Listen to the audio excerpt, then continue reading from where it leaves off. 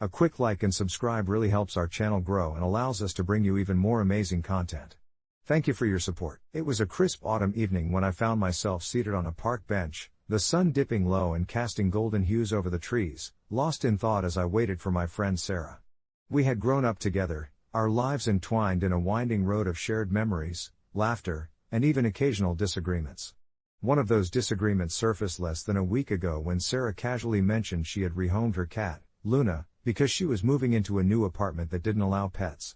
I remember how my stomach churned at those words, the implications weighing heavy as I fought against the instinct to defend the word or home, a term that felt cold and clinical in this context. To me, it signified a relinquishment of responsibility, a decision that felt too easy for someone who had adored their pet just weeks before. When she arrived, enthusiasm radiated from her as she spoke about her new place, but I couldn't shake the nagging feeling that I had to say something. "Did you really have to rehome her?" I asked, my voice teetering between concern and accusation. Sarah's smile faltered, her eyes flicked away, a flicker of guilt dancing on her features. "Well, I didn't have a choice," she replied defensively, her fingers tracing the fabric of her jacket. It felt like an innocent conversation spiraling into something deeper, an unspoken battle of values. As she continued detailing the space in her new apartment, excitement spilling from her like the leaves falling around us, I wrestled with the weight of my words. Was I being harsh? Was it fair to confront her at that moment, when all she wanted was to share her joy? I could see Luna's big, curious eyes, the way she would curl up in my lap when I visited Sarah, and it just felt wrong. "You could have found someone who could take care of her properly," I said, my voice steadier now, watching for Sarah's response. There was a long silence. Her expression closed off, and for the first time, I felt the distance between us. "You don't get it, do you?" she finally said, a hint of anger creeping into her tone. "I loved her, but I couldn't keep her. I had to think about my life. You know how it is when you're on your own." That was it, my heartbeat pulsed loud in my ears as I processed her admission, my mind rushing through memories of late-night snack raids indulging in comfort food, the unshakable bond that had once brought us close. I was the anchor, and she had seemed so adrift. I wanted the best for her, but at that moment, I felt like I had done the unthinkable. We were friends, yet I had challenged a decision that cut deeper than I realized. After that evening, our communications chilled. She began to post pictures of her new apartment, filled with stylish decor and vibrant colors, each post a reminder of how our lives were heading in different directions. I longed to reach out, to mend the bridge I had burned with my misplaced need to correct. A few weeks later, I decided to invite her over. For coffee. As I poured and we settled into the familiar comfort of my living room, I took a leap. "I'm sorry for how I reacted. It wasn't my place to judge your decisions. I was scared of losing our friendship," she sighed, her defenses lowering. "I didn't mean to shut you out. It just hurt to hear it from you." There was a catharsis in admitting our faults, a moment where we synchronized our emotions, realizing the importance of honesty. As we talked it through, we both learned the value of understanding versus judgment. Maybe I wasn't the asshole, but just a friend trying to navigate a complex emotional landscape. I remember leaving the conversation feeling lighter, wrapped in a new layer of connection with Sarah, imperfect yet honest. In our journey to find common ground, we had stitched together a stronger bond, one that could withstand the challenges of life, including the heartbreak of saying goodbye to a pet. And as autumn slipped into winter, I reflected on how it was all right to feel deeply, to weigh decisions heavily, even when it caused ripples in our relationships. It's not about being right or wrong. Sometimes, it's simply about learning to listen. Update: a few months later, Sarah reached out, asking if I could join her for a fundraiser at the local animal shelter. Passion gleamed in her eyes as she spoke about the importance of responsible pet ownership and the struggles of animals in need. "I think it's time I helped make a difference in some way," she said. In that moment, I knew Sarah had turned her experience into motivation, reshaping her heartache into advocacy. As we teamed up to raise awareness together, that initial tension, that moment of conflict, became a stepping stone into something greater, a testament to the resilience of friendship wrapped in understanding and growth. We started planning the fundraiser with a sense of purpose that I hadn't expected. As the days passed, I found myself leaning into this project with all the energy I had, eager to support Sarah in her newfound mission. The community pulled together in a way that was almost magical. Local businesses donated food, prizes, and even some services for the event. It was amazing to see people rally around something so meaningful. The shelter, a small yet bustling space filled with the soulful mews and barks of its inhabitants, became a second home to both Sarah and me. We spent hours making flyers, organizing online donations, and promoting the event on social media. With each post and share, I noticed Sarah's spirits rising significantly. She had transformed from a person who felt the heaviness of her previous decision into a beacon of light for others who were struggling with similar choices. The night before the fundraiser, we sat on the floor of my living room, strewn with papers, colorful decorations, and half-empty takeout containers. The air was alive with excitement, and I couldn't shake the feeling of how much this experience had brought us closer. As we laughed and shared stories about the cats we both cherished and the oddities we had come across at the shelter, I felt a sense of peace settle over us. The weight of that initial argument slowly faded, replaced by shared laughter and dreams of making a real difference. We had both learned from the experience. I was grateful for the way she had opened up about her choices, and she was hopeful about helping others avoid similar pitfalls. The day of the fundraiser dawned bright and sunny, a perfect backdrop for our event. People arrived with smiles, families brought their children, and a few furry friends bounced alongside them. I could see Sarah in her element as she mingled with the crowd, reading to the kids gathered around her, while I handled the donations and set up a photo booth for some adorable pet portraits. We had even arranged for a local animal trainer to give demonstrations. The allure of seeing cute animals working alongside humans drew in a larger crowd than we could have anticipated. I kept glancing at Sarah throughout, marveling at how far she'd come since that difficult conversation. Around mid-afternoon, as we watched people bidding on hours with the dog trainer, I noticed Sarah standing by herself a short distance away, a frown creasing her brow. I approached cautiously. "Hey, you good?" I asked, concerned. I had just seen her shine moments before. She looked up at me, her eyes a mixture of uncertainty and frustration. "I guess I never really thought about how much my choice affected others," she admitted quietly. "I mean, look at all these people. They're here to support a cause. Meanwhile, I felt like I'd let my cat down." Her voice trembled slightly, and I felt a surge of compassion wash over me. It was a moment of raw vulnerability, and I understood that her past choices still haunted her despite her efforts to turn things around. The crowd buzzed in the background, but the world felt still between us. "Sarah," I said softly, "what you did wasn't ideal, but it was part of your journey, and now you're using that to make a difference." I took a moment to gather my thoughts before continuing. "Every person here has made mistakes in one way or another. Your honesty about what happened with your cat has inspired others to take responsibility. You're helping people understand that rehoming doesn't equal giving up. It can be a tough decision with a new beginning waiting on the other side." Her expression shifted slightly as she absorbed my words. "You really think so?" she asked, a hint of hope flickering in her eyes. I nodded, reassuring her with a smile. "I really do. And look around us. You're creating a community of awareness and compassion. That's bigger than just one bad decision." It was as if a dam inside her had broken, releasing the tension she'd held onto for so long, and she smiled, a genuine spark lighting up her features. As the day unfolded, I watched Sarah as she engaged with attendees, sharing stories, and embracing newfound friendships with those passionate about animal welfare.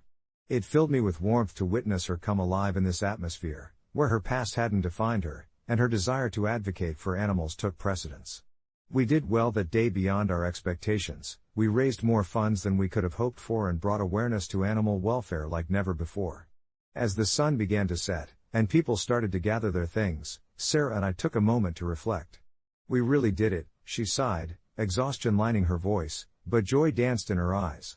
I felt a wave of pride swell within me as I nodded, the remnants of our earlier disagreement wholly eclipsed by this sense of achievement and camaraderie. It would take time for Sarah to completely forgive herself, and while we both knew the road ahead wouldn't be without its challenges, I was glad she had found purpose again. In the weeks following the event, we continued to volunteer at the shelter, slowly helping build a network of support and fostering hope in our community. I began to realize that even the most painful mistakes could pave the way for healing and understanding. They might be rough avenues, but they often lead us to where we are truly meant to be. With every adoption story we shared, every happy ending we witnessed, I felt grateful to be by Sarah's side, an unexpected partner in this journey towards redemption. Eventually, one evening after a long shift at the shelter, Sarah and I found ourselves just sitting in the quiet, the hum of the night wrapping around us like a comforting blanket. "I think I'm finally at peace with what happened," she whispered, her voice calm and assured. "And it's because of you." I smiled softly, feeling that once tense chapter of our friendship close like a book meeting its last page, knowing well that every ending sparks the light of a new beginning. The lessons embedded within lay the foundation for exploring our own journeys with newfound empathy and strength. As the stars flickered overhead, I marveled at how far we had come together. Gone were the days of tense discussions and misunderstandings, replaced by an unspoken bond forged in shared experiences and common goals. The shelter had become more than just a workplace, it was our sanctuary, a place where laughter spilled over the cages of cats and dogs alike, mingling with the sweet smell of pet food and the warm glow of the overhead lights. Evenings spent sorting donations turned into brainstorming sessions for future campaigns, and I could see the spark of determination in Sarah's eyes, illuminating her path forward. "You know," I said after a gentle pause, "if we keep this up, I think we'll make quite an impact." She chuckled softly, her laugh a melody that drove away the night's chill. The chilly breeze that wafted through the open window felt lovely, a reminder of the world outside but inside. It felt like we had created our own safe haven, dedicated to ensuring others would find solace just as we had. One day, while wolfing down pizza in the break room, we started discussing the idea of an awareness poster for the fundraiser, describing responsible pet adoption in vivid detail. She suggested we feature personal stories from people who adopted pets from the shelter. I thought it was brilliant and couldn't help but share my own experience, how I had adopted my cat, Luna, who had been found roaming the streets, frightened and alone. The pure joy on her face as she listened reminded me how storytelling could bridge gaps, fostering connection and understanding amongst us. Every new idea swirled in the air like the sweet aroma of the pepperoni pie resting between us. The potential felt palpable. It dawned on me, as laughter echoed off the walls, that these projects were transforming both Sarah and me, aiding us in our journeys of growth, hers from overcoming loss, and mine from learning to advocate fiercely for those who couldn't speak for themselves. As the day of the fundraiser approached, an air of excitement hung around us, and so did the nervous anticipation. We prepared for an influx of community members at the shelter, hoping to raise funds and awareness. With the event looming closer, however, the reality of putting ourselves out there made my stomach flutter. What if I stumbled over my words? What if no one showed up? Every worry was a small cloud in the bright sky of possibility, and Sarah seemed to sense my anxiety, offering reassuring smiles and gentle pats on the back as we honed our message. "We're just sharing our love for animals," she'd remind me, her strength palpable as she navigated her own hesitations. Her calm radiance became my anchor, and slowly, I realized that our paths intertwined not just in friendship but in the mission we shared. On the day of the fundraiser, the shelter vibrated with life and energy, various booths filled with animals looking for homes, volunteers bustling, and the intimate chatter of community filled the air. As people poured into the building, I felt a swell of pride. We had worked hard for this moment, igniting conversations about responsible pet care and the responsibilities that came with adopting. I was surprised when Sarah took her place behind the mic, addressing the crowd with vulnerability and strength. She spoke of the harsh realities within the world of animal welfare, but her voice trembled with passion and love, speaking about how significant it was to choose patience over impulse when it came to rehoming pets. It struck me then, witnessing the audience captivated by her story, that our paths were not merely parallel but actually woven together in a tapestry of understanding, compassion, and collective effort. Later that evening, as the last of the guests trickled out and the leftover pizza grew cold on the table, we took a moment to revel in our success, counting the donations and smiling at the progress we made. "I used to feel so lost, you know?" Sarah admitted, her brows furrowed slightly. "But talking about my experience, sharing it with others, it's like a weight lifted."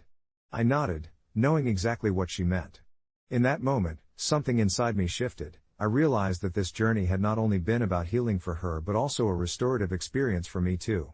Having pushed my insecurities aside to advocate for animals had carved out a stronger version of myself, one unafraid to speak up for what mattered. Eventually, as we started to clean up, I could feel the warmth of possibilities ahead. Perhaps it was more than just a fundraiser, it had become a heartfelt rallying call for the community on behalf of those animals still waiting for their forever homes. Months later, Sarah and I would still reminisce about that day, but more importantly, we continued to press on, reaching toward other endeavors that would help better our connection to animals in need. As we expanded our projects, I often thought of that original conflict, a simple miscommunication that had evolved into something profoundly transformative. A reminder that with understanding and time, even the deepest wounds could become a wellspring of strength and new beginnings, each day unfolding a little more like a gentle unfurling of a leaf in spring. It wasn't until a chilly autumn day months later when Sarah called with a breathless excitement. "You need to come over. There's someone here who needs a friend." Curious and slightly amused, I hurried over, only to find her nursing another stray she had taken in, a timid kitten with soulful eyes peering up at me. In that moment, surrounded by warmth and laughter, I knew that although there would always be challenges ahead, Sarah and I had learned how to navigate our way through life's twists and turns, one heartfelt story at a time. And perhaps, from one rehomed cat to another, we had both discovered that every end could lead to a new beginning, forging deeper connections in the heart of it all. I spent most of my life firmly believing in the power of the little plastic bottle that sat atop my bathroom sink, an unassuming thing, really, but the promise it held was monumental. It was a miracle serum, or so the infomercials claimed, and for nearly 20 years, I swore by its supposed ability to rid my skin of every blemish, flake, and imperfection. I remember being a teenager, scrolling through forum posts late at night, reading incredible testimonials about how this product transformed lives. It was called Radiance Essence, and the blue and gold labeling seduced me with the idea of beauty, allure, and confidence. Over the years, I had fallen into quite a ritual. I'd wash my face with my favorite soap, pat it dry, and then gently massage the serum into my skin.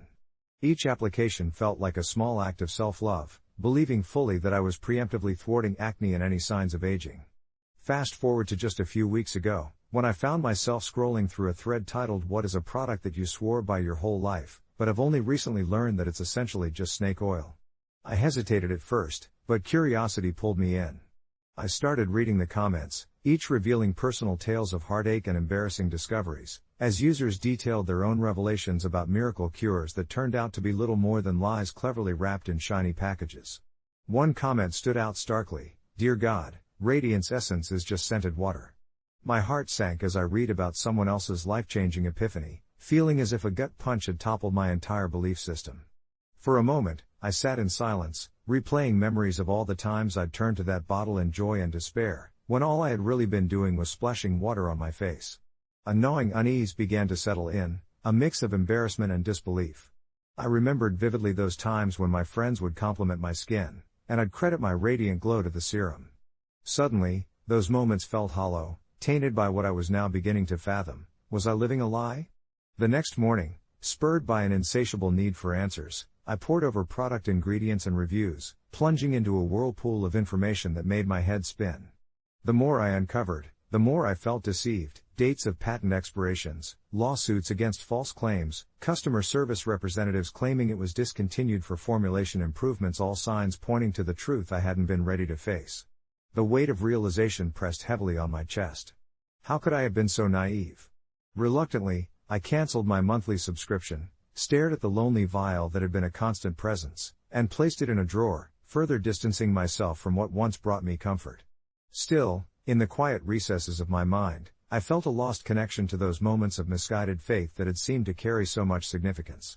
It wasn't just about skincare, it was the coping mechanism in an unpredictable world, the reliable promise of a little self-improvement. I spent the next few days in reflection, exploring what beauty truly meant to me, without external validation or the dependability of a product. I began taking long walks, reveling in the gentle caress of the wind against my skin, committing to nourishing my body from within by drinking more water, eating wholesome foods, and practicing gratitude for what I had. As the weeks flowed smoothly past like a gentle river, I noticed a shift in my perception not only of myself but also of the world around me. I began to see beauty in simplicity, a smile from a stranger, the colors of sunset streaking the sky, the fleeting joys of each new day. I found a community of people who, too, had awakened to the idea that beauty rituals come in many forms, and that self-love went beyond the confines of a bottle. In sharing my experience, I discovered many felt the same. Many had been struck by the realization of placing too much faith in superficial enhancements and were now embracing their authentic selves. In that exchange, I felt a relief wash over me, a sense of solidarity. My vulnerability had woven a new thread in the fabric of my life's journey, and I began to appreciate the skin I was in, blemishes and all. As I closed the chapter on my reliance on Radiance Essence, I felt free, able to define beauty on my own terms, which felt, in many ways, far richer than anything that could be bought in a bottle. Several weeks later, I decided to revisit the thread that had triggered this incredible transformation. Scrolling through the responses again, I felt a sense of gratitude for the moment of clarity I had received. Tucked away amongst the confessions was an update from the original poster. It's wild how many of us are waking up to the truth of our perceived flaws. I started a support group for skin positivity. Inspiration washed over me, and with a deep, calm breath, I felt inclined to share my story, offering not just my confession but also a glimpse of hope to anyone still held captive by their expectations. I submitted my thoughts with a smile, grateful for a community that had propelled me into rediscovering myself. As I hit send, I understood that true radiance was found not in a bottle, but in the acceptance of our own beautifully imperfect selves. As I release my thoughts into the void of cyberspace, a wave of relief washes over me, like stepping out into sunlight after being trapped in shadow for too long. In that moment, it felt as if the weight of years spent hiding behind the veneer of flawless skin was finally lifting.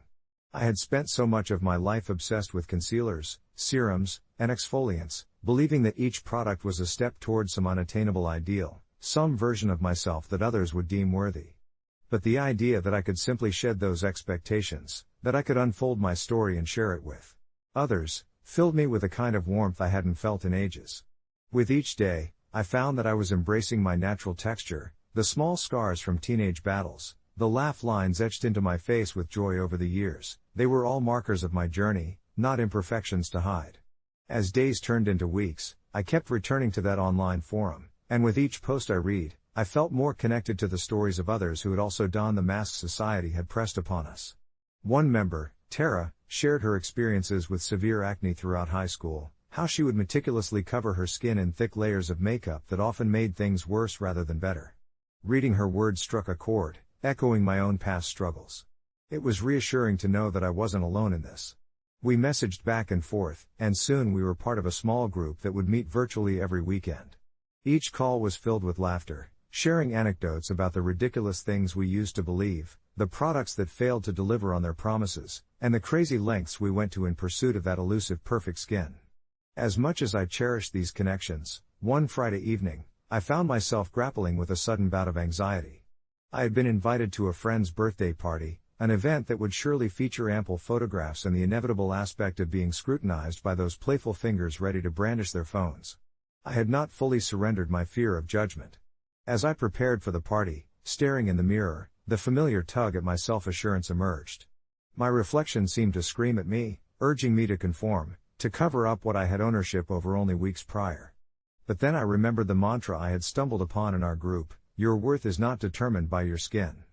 The phrase resonated with me. I let my gaze soften, recognizing the contours of my face, the little dimples and freckles that I had once deemed flaws. With a deep breath, I decided I wouldn't apply anything more than my light moisturizer. Instead, I opted for a dash of mascara and a swipe of lip gloss to hint at the vibrant person beneath the careful layers I had worn for so long. At the party, the first few moments felt like an eternity, a tightrope walk between the comfortable and the vulnerable. My pulse quickened as I navigated through the gathering, but then something surprising happened. I found joy bubbling within me, laughing and sharing stories, feeling an ease in being simply present without the expectation of a flawless facade. When a friend asked to take a candid photo of our ridiculous dance moves, I instinctively fell into place, muscles relaxing as I realized I was no longer shackled by the need to appear perfect. Afterward, scrolling through the photos, I felt a bittersweet pang of nostalgia for that person I used to be, lost among the mirrored reflections and idealized images. Yet, as I examined my own image, bare and real, I saw not just imperfections but life, vibrancy, and authenticity, a celebration of who I was, an unfiltered moment among friends. That night, I posted one of those photos on my feed, accompanied by a heartfelt caption about embracing our true selves and the beauty of vulnerability. The response surprised me. Comments poured in, expressing admiration, sharing their own struggles, and supporting my newfound stance against unrealistic beauty standards. It felt as if my story resonated beyond outlines of skin and into deeper connections of understanding and care. Encouraged, I kept sharing my journey, my learning, my mishaps, and the small victories I celebrated. It wasn't just about my skin anymore, it became a movement of sorts, one where we all stood unified in our imperfections, refusing the dictation of what beauty should be. Reflecting back on the origins of my journey, I felt a sense of pride to have transformed what once held me captive into a beacon of hope for others.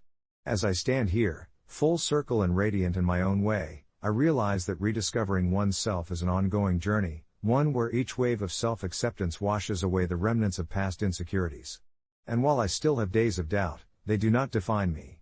What carries me forward is the community we've built together, a tapestry of imperfections woven into something beautiful, accompanied by the unwavering belief that true radiance is born from love, love for ourselves, our stories, and every scar that has shaped who we are. Update: I've gone on to lead a series of local workshops on self-acceptance, and much to my delight, I have connected through these events with even more incredible people, each of whom has contributed to this beautiful circle of empowerment. We've recently started a project to create a zine that collects our stories, a testament that we can turn our struggles into art and connection. I'm excited for what the future holds and grateful for all the paths that have converged to lead me to this moment. Every day, I keep reminding myself, our stories matter, and in sharing them, we gift others the courage to embrace their own journey. As I sat in my cozy nook, surrounded by the soft glow of fairy lights and the comforting scent of lavender candles, I felt an overwhelming sense of peace wash over me. It was in this space where I often found solace, a retreat from the chaos of the world, where I could reflect on my journey and the transformative power of vulnerability. The zine project was now well underway, and every meeting with the group filled me with purpose, each member adding their unique voice into the tapestry we were weaving. I remembered our first gathering, how tentative we all were, exchanging nervous glances as we shared our stories of hurt and self-doubt. I had spoken about my long-term relationship with the so-called miracle cream I had religiously applied since my teenage years, convinced it would one day bring me the flawless skin I had always coveted. The room had filled with laughter and knowing nods when one brave soul shared her own tale of a $30 jar of liquid confidence, which had only caused breakouts and added to her insecurities rather than erasing them. Each shared experience was like peeling back layers of skin. We laid bare our raw emotions, exposing the scars left by the beauty industry's tall tales. With every story, we found connection, laughter, and healing, understanding we were not alone in our struggles. After a few months, when the first draft of our zine was completed, I felt a flutter of excitement deep in my chest. We had decided to host a small launch party at a local cafe, where we would not only unveil our work but also celebrate our collective empowerment. As the day approached, the air buzzed with anticipation. I could already picture the small crowd of supportive friends, family, and even a few local journalists who had expressed interest in our project. With our contributions in hand, we prepared to share our journeys not just as isolated individuals but as a unified chorus echoing the message of self-acceptance. And so, the day finally arrived, clear skies overhead, and the cafe transformed into a vibrant sanctuary of our stories. People mingled, sipping lavender lemonades and munching on tiny pastries adorned with edible flowers as I set up our makeshift display in the corner. My heart raced, but it also danced with joy to see the enthusiasm in my friends' eyes. As the moment approached, we gathered everyone's attention, our nerves giving way to exhilaration. One by one, we read excerpts from our zine, sharing not only our struggles but also the lessons we had learned along the way. Each word met with applause, and I could see tears and smiles exchanged throughout the audience, a visceral reminder of the power of our truths. I felt a profound connection that night, where the journey was not about selling a solution but about embracing our imperfections. We ended the night with an open mic, inviting others to share their stories, our circle expanding to include new voices in need of a platform. As I stepped away from the cafe, the air kissed my skin, and I felt lighter than I had in years. I had come to terms with my past obsession with beauty products that never delivered, but somehow, I had transitioned the pain into a pathway for healing, not just for myself but for others too. With a sense of fulfillment growing inside of me, I decided to launch a monthly podcast that would allow even more people to share their journeys. I envisioned deep conversations, laughter, and moments of vulnerability where we could all learn from each other's experiences. And in the stillness of that tranquil evening, I found the clarity I had long sought after. My skin was not my identity, nor were those facades I once believed would validate me. No, my identity was carved through my stories of resilience, compassion, and love. As the stars twinkled above, I made a silent promise to myself to continue creating a space where the beautiful tapestry of our imperfect lives could shine bright, illuminating the path for others still navigating their own tumultuous journeys. I felt gratitude swell in my chest. We are meant to be seen, heard, and loved for who we are, every flawless and flawed moment in between. This was just the beginning. Confession: I gave head to a freaking banana. Yes, you read that right, and before you jump to conclusions about my sanity, let me explain. I'm just an average 20-something living in a small town, working at a local grocery store, and spiraling into a mild existential crisis as I try to figure out life and relationships. I've always had a quirky sense of humor, but my friends would often joke that my romantic life was just as ripe for comedy as it was for disaster. My last relationship had ended in a particularly awkward way. He had decided he needed space, only to backtrack and unceremoniously announce he was now dating someone who he claimed was better suited for him. I didn't have the heart to tell him that meant the end of my nights spent watching terrible reality TV and my weekends filled with the silence of loneliness. So, in my state of mild despair, I decided to throw a little party for myself. I bought a few bottles of wine, some snacks, and yes, a bunch of bananas. I sat on the couch, watching my favorite movies while indulging in a few glasses. As the evening wore on, the combination of a couple of glasses of wine and my ever-present bad sense of humor led to an unusual thought. Wouldn't it be funny to recreate a famous scene from a movie using just a banana? There I was, giggling to myself, holding the banana in one hand, and promptly made a comment about giving head to the banana, laughing hysterically at my own lack of dignity. My mind was buzzing with the absurdity of it all, but as I leaned in to take a ridiculously dramatic bite, inspiration struck. What if I turned it into a performance? It felt ridiculous but sort of liberating. Why not poke fun at my love life and the angst that seemed to follow me like a bad smell? I set my phone on a nearby shelf, hit record, and proceeded to give the banana a show. I don't know what possessed me, perhaps it was the wine or the need to embrace the absurdity of life, but I made a point to give that banana a moment to shine. I twirled and laughed, exaggerating every move until I lost myself in the charade, winking at the camera and pretending the banana was the sweetest lover I'd ever had. So there I was, full of self-derision and ridiculousness, recording myself in what I now refer to as the banana incident. A few friends got a hold of the video, and to my astonishment, it turned into a mini-viral sensation among a tight-knit group of social media friends. What had started as a moment of deep sadness turned into something quite remarkable. It pulled me back from the brink of feeling sorry for myself and showed me that laughter, even at my own expense, was a gift I'd forgotten I possessed. Weeks went by, and I began to embrace my sense of humor in ways I never thought possible, sharing my journey through life and heartbreak in an unapologetic light. I connected with new people online, all drawn to my newfound candor and kooky content. Perhaps life didn't need to be so serious. Just when I thought I was done with the banana saga, I got an unexpected message. It was from an old college friend, someone I hadn't spoken to in years. His messages were lighthearted and full of laughter, recalling the outrageous things we did back in our carefree days. It led to a few exchanges back and forth, and the connection felt different, deeper somehow. We agreed to meet up, and to my surprise, I found myself excited, because he had seen the infamous banana video and thought it was the most hilarious thing he'd ever witnessed. When we met, it was awkward but charming in a way that felt warm. We talked, we laughed, and as the evening wore on, I realized that this was the first time I truly felt connected to someone since that terrible breakup. So, you see, giving head to a banana wasn't just a ridiculous act of drunken escapism, it was a turning point that led me to rediscover laughter, rekindle friendships, and embrace the beauty of the absurd in life. Sometimes, you have to let go of everything, even your dignity, to find joy and connection. In retrospect, my confession isn't about the banana, it's about how taking a moment to explore the ridiculousness we often shy away from can lead us down enchanting, unexpected paths.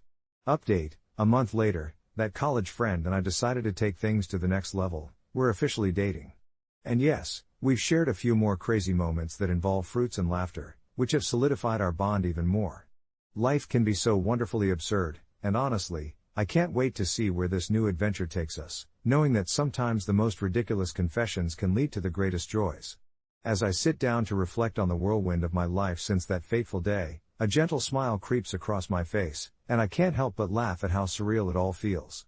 The very idea that I, a fairly normal 20-something struggling to find myself in the vibrant chaos of college campus life, could end up dating one of the most adventurous spirits I know is, frankly, absurd.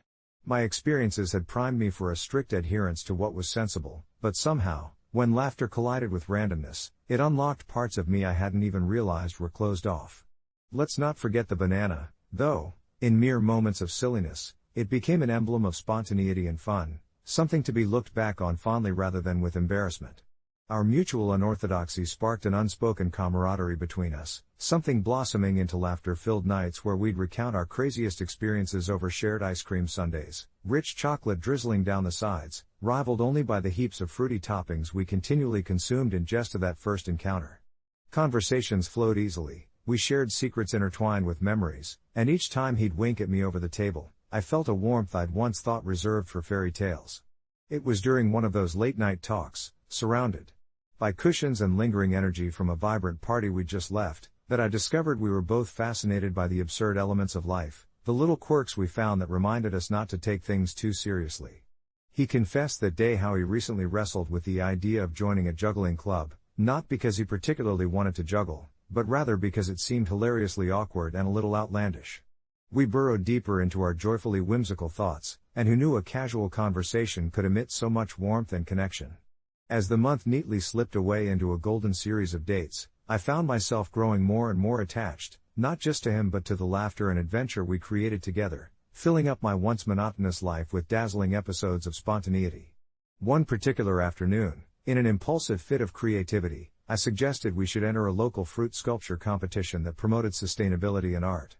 The idea met with guffaws, and he played along. We both knew it would involve making something wild and bizarre, definitely fruit-inspired. Days later, we stood in my tiny kitchen, hands sticky with juice and laughter erupting between all the gut-busting negotiations of who would carve the watermelon into a shark and who would get the pineapple crown. We envisioned an outrageous creation that would not only make the judges scratch their heads in disbelief but also bring smiles to the faces of anyone observing our ridiculous efforts. As we cut, sculpted, and assembled our fruity tribute, I realized we weren't just creating a quirky piece, we were crafting our own little sanctuary, one laugh and mishap at a time, stamped with the ridiculousness of our adventures.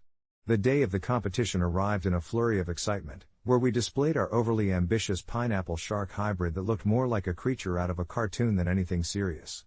We embraced the absurdity wholeheartedly, encouraging the giggles and whispers from passers-by instead of sympathizing with our failed artistic endeavor. The joy we felt, sharing inside jokes about our outlandish expectations, made the whole experience so rich it didn't matter that we didn't win. The connection we forged amidst the chaos and creativity became its own victory lap, one I relished deeply. Looking back on this past month, I realize what really matters isn't the moments that conform to a certain ideal but rather those that push boundaries, bend the rules, and open up new ways to see our lives unfold. Whether it's giving a silly oral salute to a banana or creating the world's most ludicrous fruit sculpture, these occurrences remind us that joy blooms in the strangest of places. This relationship, which started with a whimsical confession, has encouraged me to fully embrace the absurdities and find companionship in shared laughter, transforming my once rigid view of life into a more colorful canvas ripe with joy and adventure. And as I embarked on this journey, I realized my heart isn't just bound to the fun we've shared but also to the genuine connection forming seamlessly as we continue to explore the ridiculousness that life hands us. With each step, I can't wait to discover what new crazy moment awaits us next and how these unplanned adventures will author the next chapters of our delightfully absurd story. As the weeks rolled into a month of uncharted romance, the absurdities we chased together began to shape my world in ways I had never anticipated. Our lives became a confusing yet wonderfully vibrant tapestry woven with silly moments and heartfelt confessions. We set a peculiar rhythm to our relationship, one that was fueled by spontaneity and an appreciation for the ridiculous. Our first official date was at a quaint little fruit market that sprawled just outside the city, a hidden gem we stumbled upon while searching for fresh ingredients for an impromptu picnic. As we ambled through aisles brimming with colorful produce, I found solace in our shared jokes and the way we could burst into laughter over the oddly shaped vegetables that protruded from their boxes like playful imposters. I watched her pick up a rogue-looking radish and, with a mischievous grin, announce that it resembled a mythical creature, its earthy tones giving way to vivid storytelling. It felt surreal to be with someone who embraced these fleeting absurdities as if they were sacred, as if the bizarre moments held secrets that could weave our hearts closer together. One sunny afternoon, as we tucked ourselves into a grassy nook beneath sprawling cherry blossoms, we decided to bring our own twist to the typical picnic fare. Inspired by the playful essence of our relationship, we rummaged through our gathering of fruits, bananas, kiwi, and stubbornly ripe peaches, and came up with a silly competition. Each of us would create the most absurd fruit art we could imagine, an homage to our own quirks. I crafted a banana in the shape of a guitar, complete with toothpick strings, while she managed to create a hastily constructed fruit face that made us both chuckle uncontrollably. These moments became not just laughter shared but also silent acknowledgments of the warmth blossoming between us. While we savored the summer sun, I felt my heart flutter as we gazed at one another, the playful energy uniting us in a way that felt pure and right. But life, in its beautifully chaotic nature, also had its shadows. With the excitement, I wrestled with a gnawing fear. Was this delightful absurdity merely a phase? I had seen relationships begin with laughter only to sour when mundane realities encroached. To confront these insecurities, one night I invited her over for a cozy movie marathon. As we nestled beneath blankets, our favorite snacks laid out before us, I decided to confess that I felt a flicker of worry, that our spontaneous moments could lose their charm. Instead of recoiling from my honesty, she turned to me and smiled, her eyes gleaming with understanding. "Life will have its share of mundane moments," she said, her voice soothing like a gentle breeze. "But as long as we keep finding joy in the ridiculous, we'll be all right." In that moment, her reassurance calmed the storm within me. This relationship, with its quirks and spontaneous laughter, inked itself deeper into my heart, no longer merely a whimsical adventure but a genuine companionship I yearned to nurture. As the season changed, so did the fabric of our relationship. We began to integrate our silliness into everyday life. Once mundane errands became bursts of comedy as we playfully reenacted scenes from our favorite films in the aisles of the grocery store or turned waiting in lines into silly competitions of who could make the best fruit-themed puns. With each shared absurdity, the bond we formed became a buoy against the currents of normalcy. Then one evening, beneath a sky spattered with stars, we found ourselves at that same cherry blossom tree, the spot where so many of our inside jokes had been born. I looked into her eyes, their warmth reflecting the moonlight in a dance. It was the perfect moment, and both a little silly and profound. Suddenly, I pulled out a small package I had hidden in my bag. "I know this sounds ridiculous," I began, feeling a warrior's heart flutter in my chest, "but I wanted to ask you." She eagerly leaned closer, the anticipation etched across her face. As I unveiled a small, surreal bouquet of fruit-shaped magnets, I stammered through the laughter, "If you'd be my partner in this absurd adventure for life." Her laughter filled the air as she nodded, tears of joy sparkling in her eyes. "Yes. Absolutely," she exclaimed, and in that moment, we recognized that our hearts were no longer tucked away in fearful silence but were joyfully charting an exhilarating course toward the unexpected. In the days that followed, we embraced the delightful whimsy our relationship had forged. I realized that opening myself to the ridiculous had transformed my life, urging me to cherish not only the laughter but the deep, meaningful moments shared with someone who understood the beauty of life's absurdity.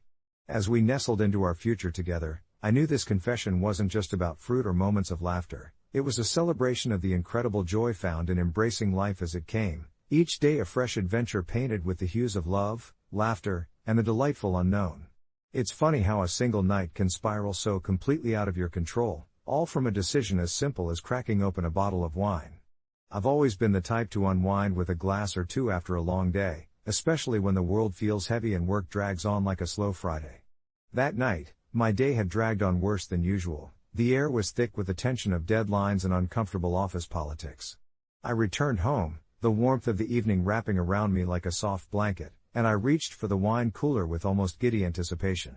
I poured myself a generous glass and sank into my overstuffed couch, the frustrations of the day gradually melting away with each sip.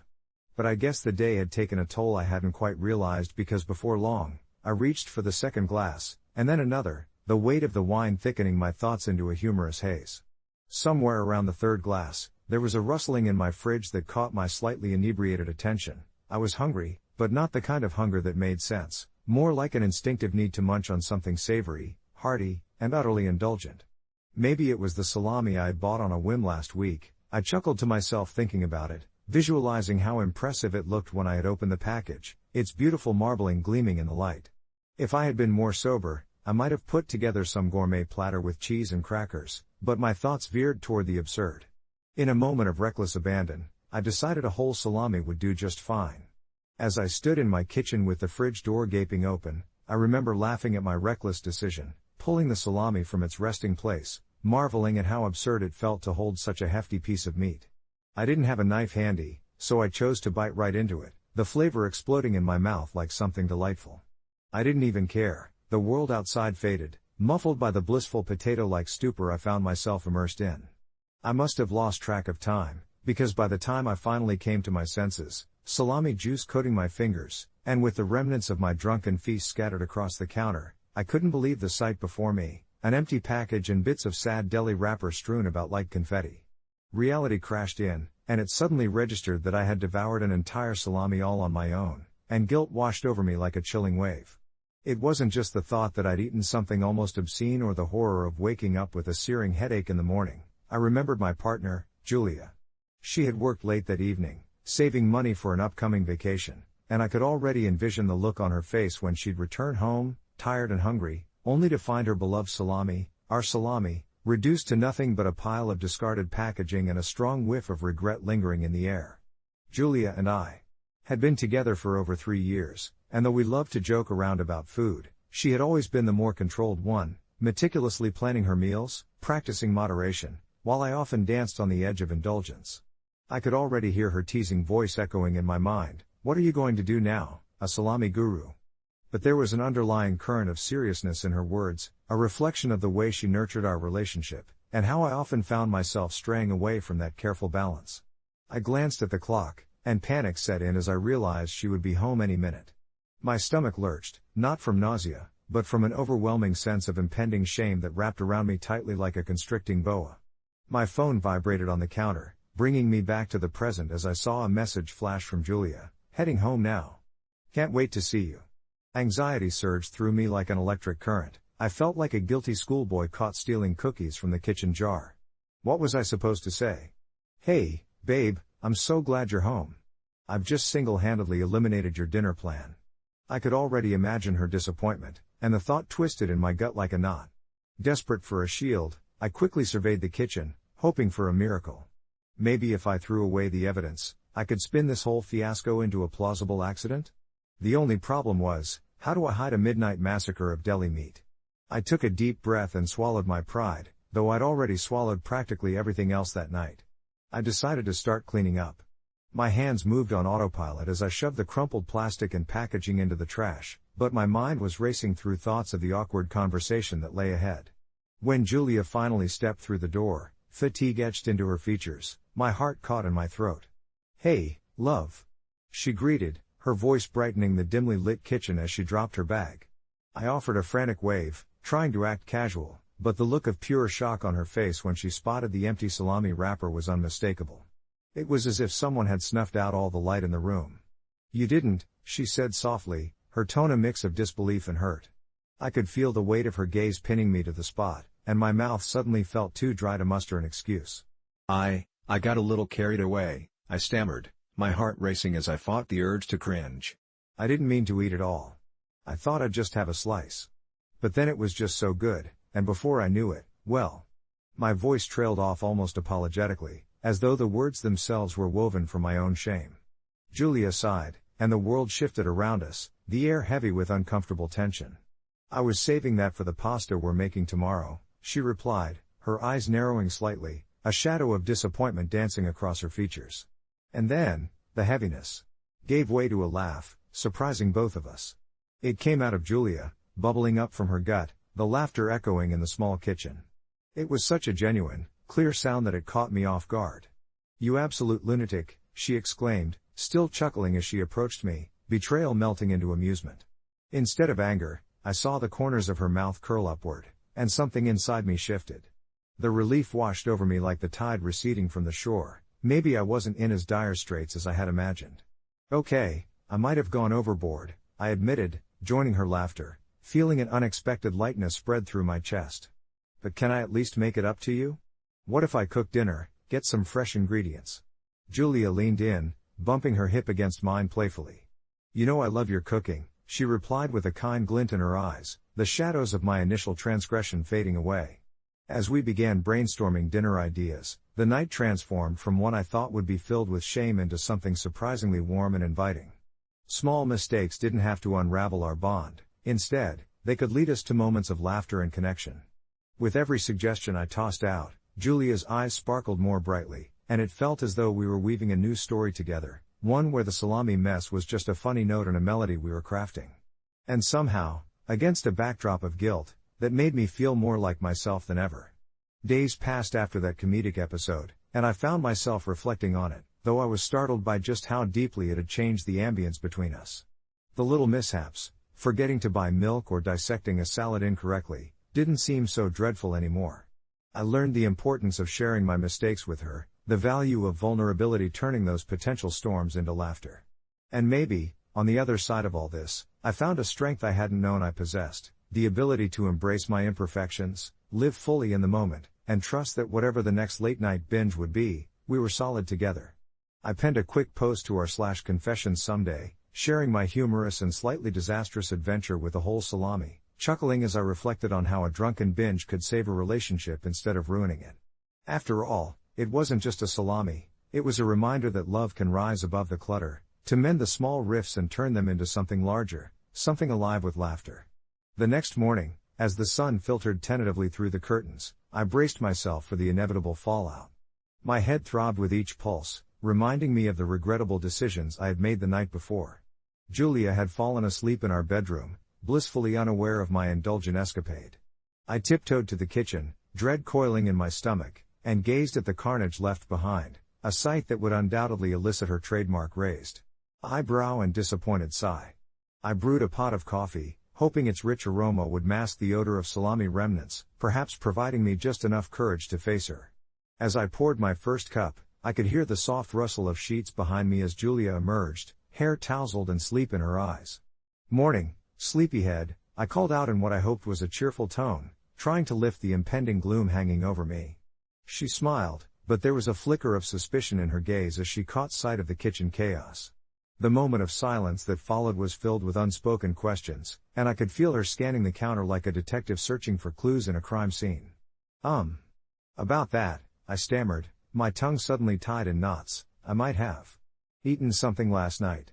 Her eyebrow arched higher, and I could practically hear her mind racing through the possibilities before landing on an incredulous realization. "You didn't?" I felt the heat creeping up my neck, and my heart raced like a frantic hamster on its wheel. Well, yes, I did. All of it. The whole salami," I confessed, unable to hide how absurdly both mortifying and liberating the admission felt. To my surprise, Julia burst into laughter, which, in that moment, seemed like the best response I could have hoped for. "You're kidding. You seriously ate an entire salami by yourself?" Her laughter rang through the kitchen, reverberating against the walls like joyous music, and I couldn't help but join in, feeling the tension lift as I surrendered to the ridiculousness of it all. I explained how it had started innocently enough, a few drinks, a buzzing sense of invincibility, and winded my way through the entire tale, embellishing the details to evoke even more laughter. With every chuckle, I felt lighter, like scales tipping away from my guilt. "You know," she said, wiping a tear from the corner of her eye, "this is somewhat tragic. But also the most you thing you could have done." "I can't believe it." I half-heartedly shrugged, admitting that perhaps it was all a little surreal to even me. Yet, as we shared that moment of levity, it occurred to me how the ridiculousness of the night had inched us closer together instead of causing a rift. We decided what better way to commemorate the absurdity than to create our own Salami Saturday tradition, turning an embarrassing confession into a shared joke that would surely linger in our memories for years to come. The laughter gradually faded into calm conversation, and over breakfast, we toasted to the weird hiccups of life that somehow knit us closer together. Reflecting on the night before, I acknowledged how that wild decision had given us a sweet, silly story, one that reminded me that vulnerability could be powerful. Life was never perfect, and neither were we, but that was part of the charm. In the aftermath, we found ourselves not just bonded through love but now with the added layer of laughter and a touch of absurdity. I knew then that, armed with our imperfections and a heightened sense of humor, we could navigate anything that came our way. Later, I decided to share this newfound perspective with the r/confessions community, crafting another post that detailed not just my reckless binge but how it had turned into an experience that reinforced our bond. In the end, it wasn't just a story of a salami but rather a reflection on partnership, acceptance, and the ability to find joy in even the most unexpected moments.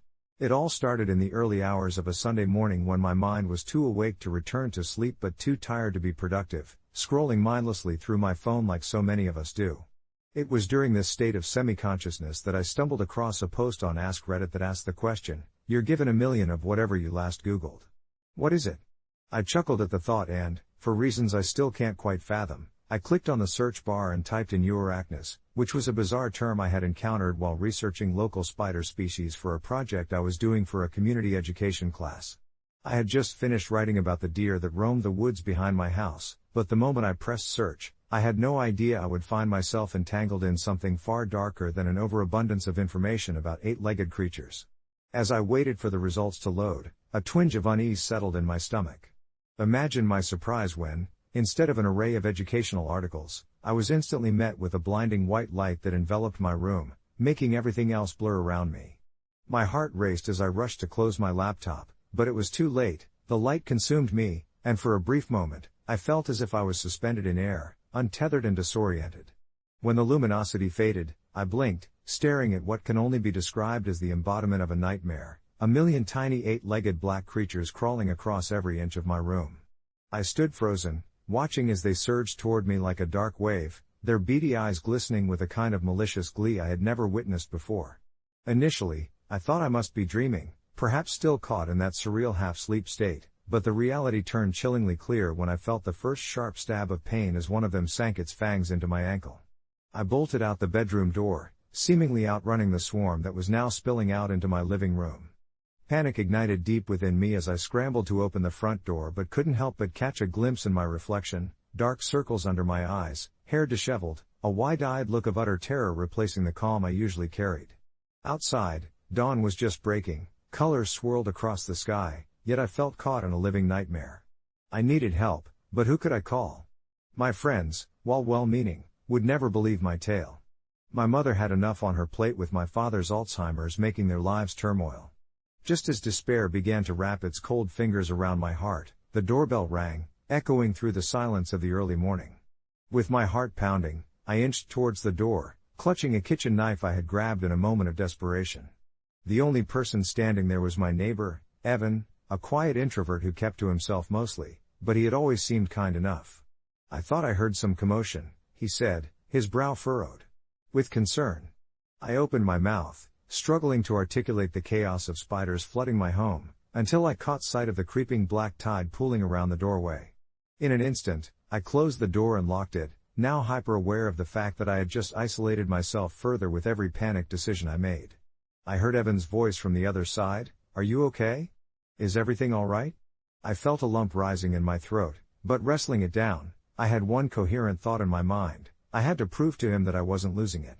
Grabbing my phone, I hastily Googled the word Wanarachas again, hoping perhaps for some solution, when suddenly, a staggering realization hit me: there was no information in any world that could offer clarity beyond my own experience. Nymphs of fear had rooted in my stomach. I could hear the small scratches behind the walls as they multiplied, but then it happened. I looked into the search results and found a small, unassuming forum buried deep down the page, one that whispered of old folklore connected to the word. It spoke of the daylights, creatures bound to their half-human hosts, continuing to drain the essence of those they encountered, until reaching a point of suffocating dominance. They required offerings of chaos and fear, feeding into the despair that their presence wrought. I could already feel my mind spiraling, and the anxiety reached a boiling point when I realized, in a painfully ironic twist, that the million spiders had come not to destroy me, but to offer me a choice. Confronting Evan at my door, I stammered out a plea for him to wait a moment while I made sense of the raging storm inside me. Could I really pull the trigger and banish them back to the ether from whence they came? Against my better judgment, I opened the door, bearing my vulnerability but not quite revealing my horrifying truth. As I explained what was happening and how I had inadvertently invited the chaos into my life, Evan listened, unjudging, offering me comfort in the uncertainty. I told him I needed help and asked if he could stay until the morning light brought me clarity, which he kindly agreed to. Slowly, as the sun began to rise and bathe the world in golden hues, I felt a gradual easing in my chest, my chaotic thoughts untangled into an understanding that sometimes, the monsters we fear are born from within us. I learned that the spiders would only thrive as long as I allowed fear to dominate me. With Evan by my side, a sense of camaraderie forming, the shadows of dread broke apart. In that peaceful light, we set to purge my home, confronting the creatures together, using our self-made concoction of vinegar and essential oils. As we battled the swarm, evoking the spirit of laughter, each one we extinguished felt like a shadow lifting from my soul. Eventually, as every final beat of darkness fell into a gentle oblivion, I found peace. A moment of reflection washed over me, revealing that while a million Youre had threatened to engulf me, they also taught me a lesson in resilience. Losing control can feel terrifying, but sometimes companionship, humor, and the fresh light of dawn can dispel even the darkest corners of one's mind. There's power in vulnerability, and amidst an avalanche of anxiety, it's often simply enough to ask for help. As the day faded into night, and I tried to catch a few hours of sleep, my phone pinged with notifications about the Ask Reddit post I had almost forgotten. I clicked to read the updates, half predicting someone would share their tale, mirroring my own bizarre encounter with chaos. The stories were varied, but none seemed to share the same weight. I posted my own experience, found comfort in the communion of others who'd turned to the thread, and embraced, though I couldn't yet articulate it, the complicated gratitude I felt for Evan, for shedding light on my darkest fears, proving, as a reminder, that we are never truly alone in the chaos that life brings. As I scrolled through the comments, each one a tapestry of lives intersecting at that very moment, I began to reflect on how Evan had unwittingly become a pivotal figure in my journey of self-discovery. I stumbled upon a comment that stood out. Someone had shared their experience of gaining 1,000,000 pounds of pancake mix after Googling best pancake recipes. While it was humorous, I couldn't help but think of the weight of my own request, 1,000,000 hearts. What I had meant as a fleeting contemplation morphed into a profound question of connection. Each heart wasn't just a physical manifestation but an emblem of the relationships I'd nurtured, the loves I'd lost, and the friendships I feared might drift away. Suddenly, the pang in my chest tightened, recollecting my best friend Claire, whose laughter had echoed in my ears just a few months prior but had faded into awkward silences since she had started dating Paul, a new boyfriend who enveloped her world like an unyielding storm. My thoughts danced as I began to wonder, would 1,000,000 hearts be enough to mend that rift? Would I return to our late-night talks over cups of tea, our laughter mingling with the soft rustle of autumn leaves? With the post still open beside me, I began typing a comment, filling it with a mixture of vulnerability and hope. I shared the way I had been feeling about Claire, the unease growing in my heart that I hadn't done enough to reach out and bridge the gap between us. I wrote about how I wished for our friendship to withstand the whirlwind of romance and uncertainty without becoming a casualty of neglect and alienation. An array of replies began to accrue, most resonating with my sentiments, speaking of their own friendships rediscovered amidst confusion and chaos. Yet there was one unexpected response from a user named Heartfelt Owl, who wrote, sometimes a simple conversation can turn things around. How about trying to reconnect? You may find that the bond is still there, waiting for you. That night, as I lay in bed, the pulsating glow of my phone illuminating my face, I felt a tug in my heart, a flicker of courage. What if I approached Claire? What if I could somehow express my feelings without the baggage of guilt or resentment that sometimes accompanied our interactions? The idea spun in my mind like a gentle whirlwind, reaching a crescendo that lulled me into sleep, accompanied by dreams of reconnection. The next morning, the air was crisp and invigorating as I stepped onto my porch, cradling a warm cup of coffee. I took a deep breath, feeling the chill tease at my skin while echoes of laughter danced at the edges of my memory. I pored over the multiple messages I had received, their encouragement intertwining with my intentions, until resolve flooded my heart. I picked up my phone, hesitating only for a moment as I typed, "Hey Claire, can we meet for coffee? I've missed you." Hit send. The weight of the world slipped off my shoulders as I embraced the warmth growing inside me, a stirring anticipation of reconnection. To my surprise, Claire replied almost immediately, her excitement palpable. We decided to meet at our favorite cafe. The day unfurled slowly, the sun weaving through the leaves as I walked to our spot. Butterflies danced in my stomach, mingled with thoughts of all I wanted to say, until I caught sight of her, standing there, beaming as though the past months had vanished in an instant. We enveloped each other in a hug, layers of unspoken words melting away, and as we sat down, it felt as though an entire universe had conspired to bring us back together. The conversation flowed seamlessly, sparking joy, laughter, and the comfort of belonging. In the weeks that followed, I felt lighter, weaving my bond with Claire into the very fabric of my life again. It was as if the 1,000,000 hearts I had envisioned manifested not as a burden but rather as a renewal of the connections I so dearly cherished. Each moment filled with appreciation became a heart of its own, the laughter shared, the weighty discussions of love and loss, the comforting silences when words weren't necessary. In reflection, I returned to that Ask Reddit post occasionally, each time encountering new comments and experiences that amazed me. I thought about the twist of fate that had led me to share my initial story, my vulnerability in a sea of confusion, proving that when we dare to open up, not only do we discover the connections we already have, but we also inspire others to explore theirs. I even came across a comment from Heartfelt Owl, who now shared updates of their own rekindled friendships, radiating similar positivity and warmth, a wonderful reminder to us all. Sometimes all it takes is a brave step forward into the unknown, because our lives are woven together in a tapestry of human connection, more intricate and beautiful than we often realize. Weeks later, I wrote a reflective update in the thread, sharing my experience, the transformation I had undergone, and how Evan's question had set off a chain reaction of connection that I never saw coming. I ended with a piece of advice: you might not understand the hearts you're asking for, but sometimes all you need is the courage to go after what you truly value. Maybe you'll find it much closer than you think. As I hit post, vivid in my mind was the image of Claire's laughter blending with the rustling leaves outside the cafe, a reminder that the chaotic threads of our lives can weave together in ways we least expect, bringing us joy and connection where we feared there would be none. As the afternoon sun began to dip below the horizon, casting a warm golden hue across my cozy living room, my heart felt lighter, as if the burden of uncertainty had been slightly lifted. I sat on my sofa, slouched comfortably against the cushions, still pondering Claire's laugh when suddenly my phone buzzed again. Curious, I picked it up, half expecting further comments on my thread, but instead, it was a message from Evan. I hadn't heard from him since that fateful day of our strange encounter, and the rush of his name pulsed through me like a reminder of a gentle aftershock. "Hey, hope you're doing okay. I read your post. I think you really helped some people." I couldn't help but smile at his words, the warmth radiating through the screen making me feel connected to him despite the miles that separated us. "Thanks, Evan. It helped me too.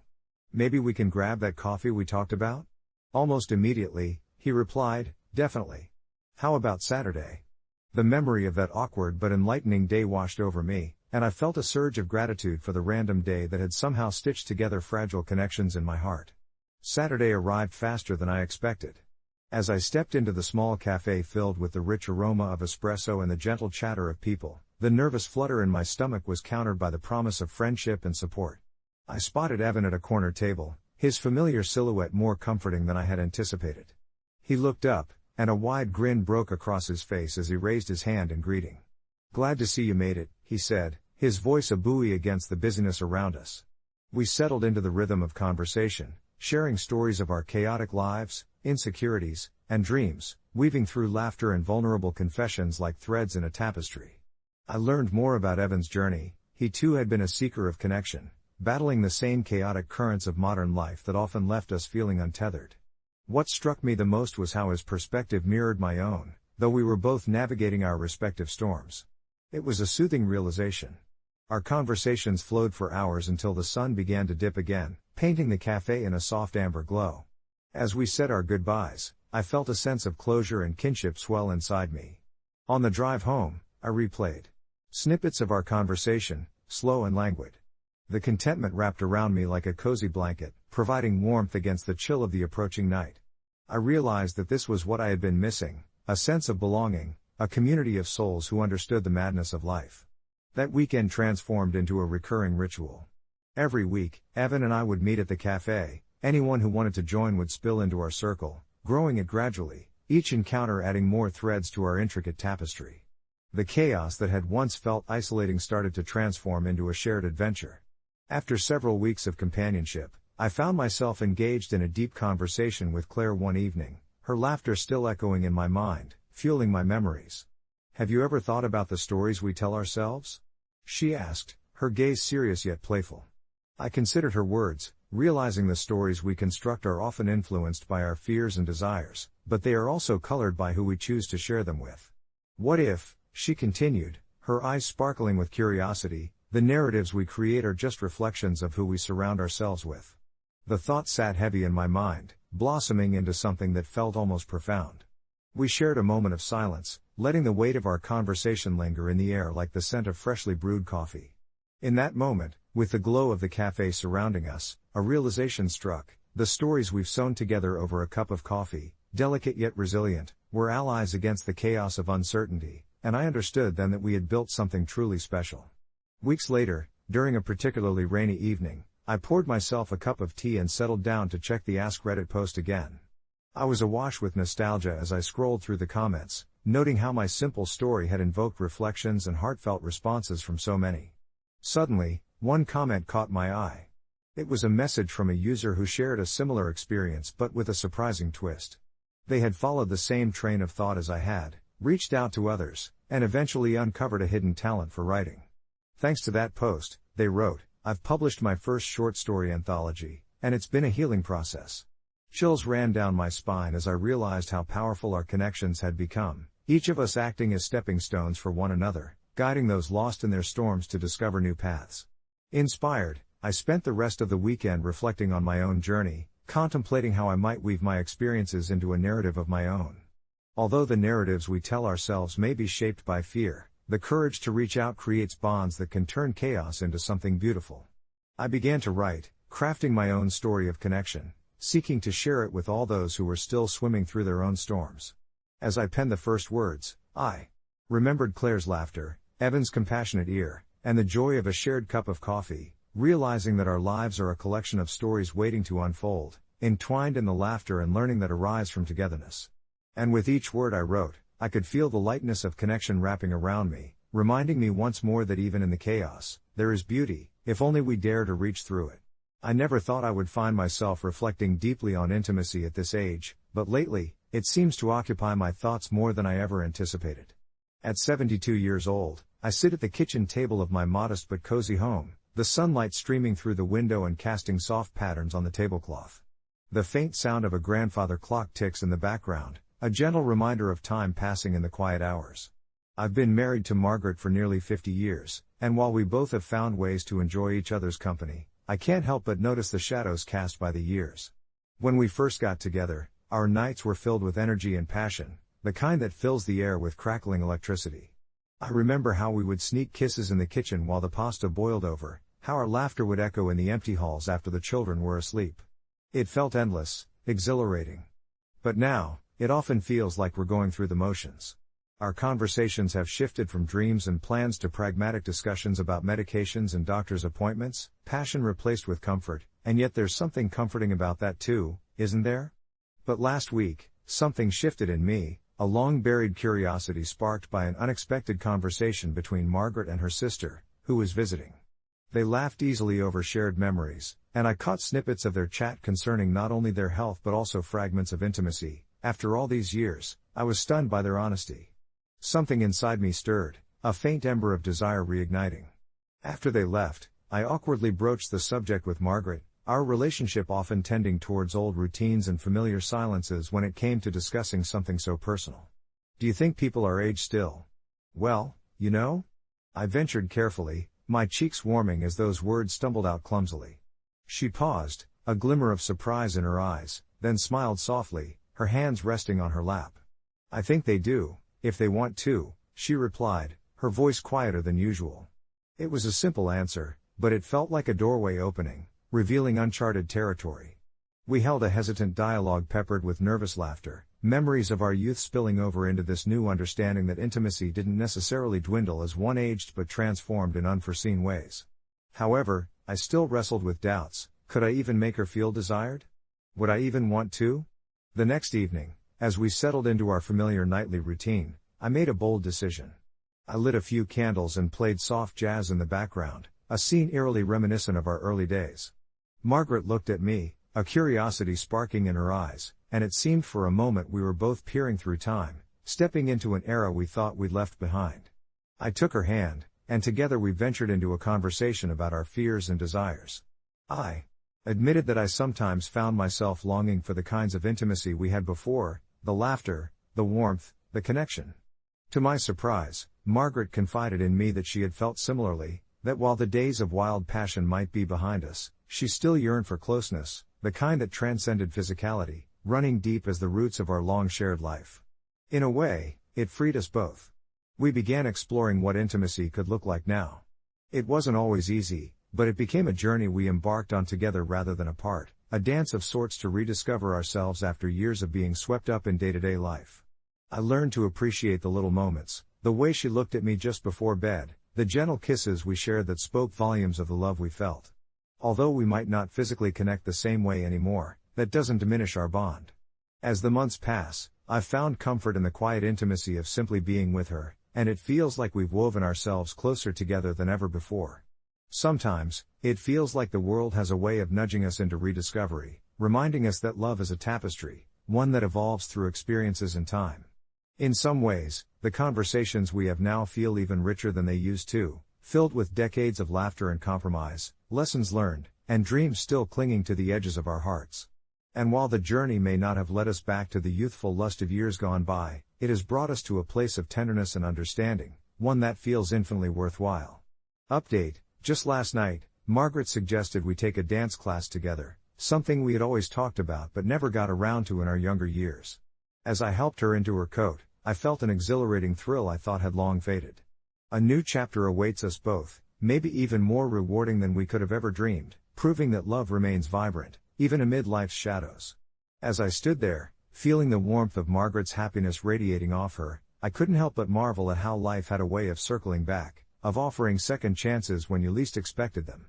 Dancing had always been a passion of ours, a shared dream we chatted about during late nights with glasses of wine, our young hearts believing we would always have time for it. But as life often does, it weaved in obligations, careers, and family, pushing our whims aside until they became distant echoes. Last night, however, while we sipped chamomile tea at the kitchen table, Margaret's eyes sparkled with a youthful enthusiasm that ignited something deep within me. "Let's finally do it," she said, her voice playful but sincere. I felt a flutter of excitement. Our days were often filled with simple routines, watching the afternoon sun cast golden hues over the garden, tending to our roses, or bickering about the best way to prepare a casserole. But this suggestion felt like an invitation to break free from those small rhythms and embrace something bigger, something alive. The image of us, hand in hand, swaying to music we might not remember but that would surely come rushing back to us, made me suddenly aware of how much I missed that spontaneous spirit. The next day, I found myself standing outside the local dance studio, butterflies fluttering in my stomach as I took in the pastel pink walls, the bright posters of couples turning elegantly under bright lights. I remembered all those times we had pulled each other into our small living room, a dimly lit space where we would crank up the old record player, twirling awkwardly, letting the music lead us into laughter instead of grace. As I stepped inside, the scent of polished wood mixed with faint notes of perfume filled my senses, another layer of nostalgia wrapping around my thoughts. Margaret arrived not long after, a vibrant ensemble of colors that made her stand out amidst the other dancers' muted clothing. Her smile was wide, a mix of pride and a hint of nervousness, and in that moment, I knew we were both stepping into the unknown together. The instructor welcomed us, a kind-hearted woman with hair like spun silver who seemed to dance through the air rather than walk. She made us feel welcomed, helping to ease our nerves, and soon we found ourselves with a few other couples, learning basic steps to a waltz. The music hung in the air, a gentle stream of melodies that caressed our hesitant movements. As we practiced, I felt Margaret's hand clasped tightly around mine, our mismatched rhythm becoming a shared heartbeat. I couldn't help but chuckle at our lack of coordination. It was as if our bodies were reluctant to remember what they once knew so well. But the laughter was the best part. Every misstep led to bursts of joy, and each twirl brought us closer together, weaving new memories that felt like ribbons tying our lives in a joyful knot. I noticed Margaret's face bloom under the soft glow of studio lights, her cheeks flushed, not from the exertion but from rediscovering a part of herself that had always been there, just waiting for the right moment to re-emerge. My heart felt light as I watched her revel in the music, her feet moving in sync with mine, even if we fumbled along the way. The shyness we experienced in our earlier years melted away, replaced by an openness to be vulnerable with one another, an understanding that our age brought a kind of freedom we never anticipated. As weeks turned into months, our dance classes became a sanctum for our love.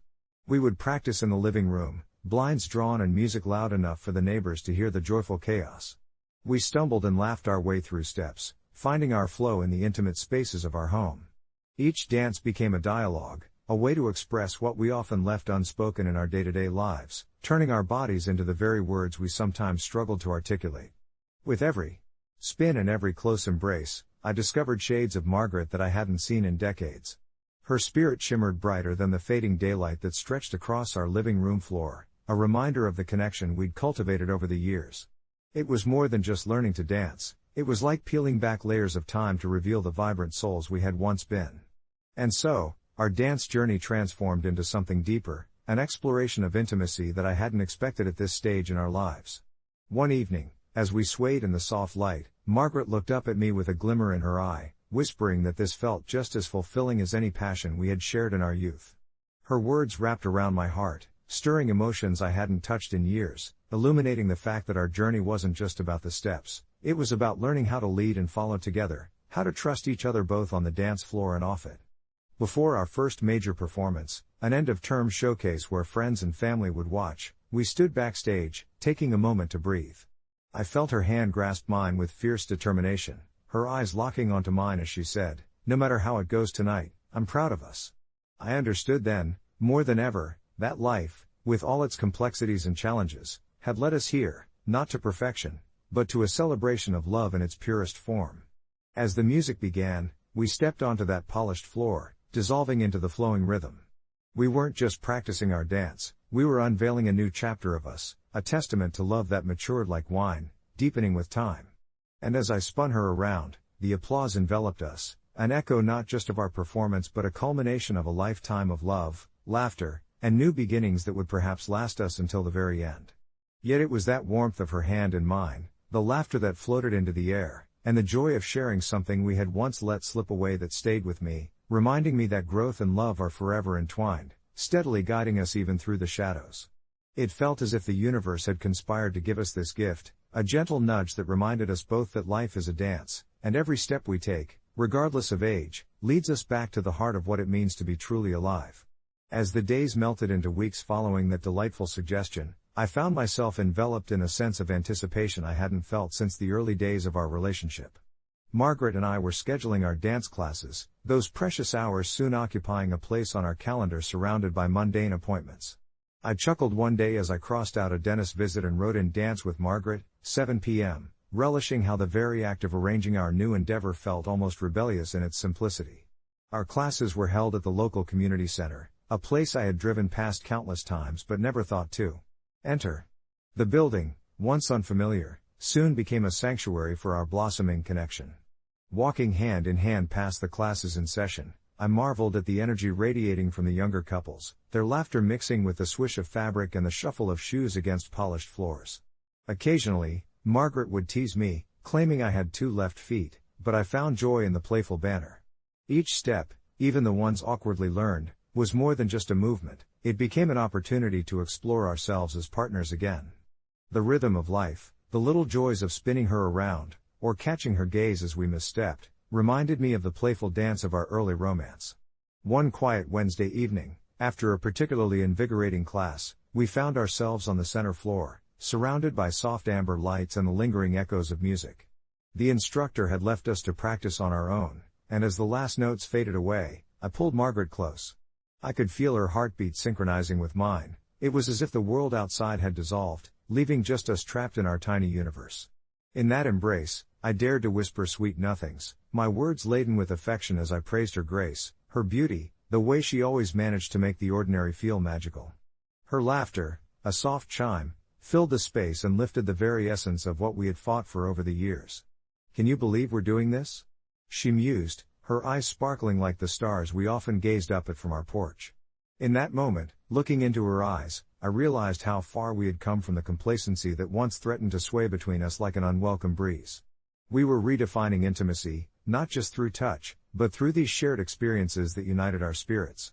As we left that night, the chill of the evening air embraced us, but it was the warmth of her presence that kept the cold at bay.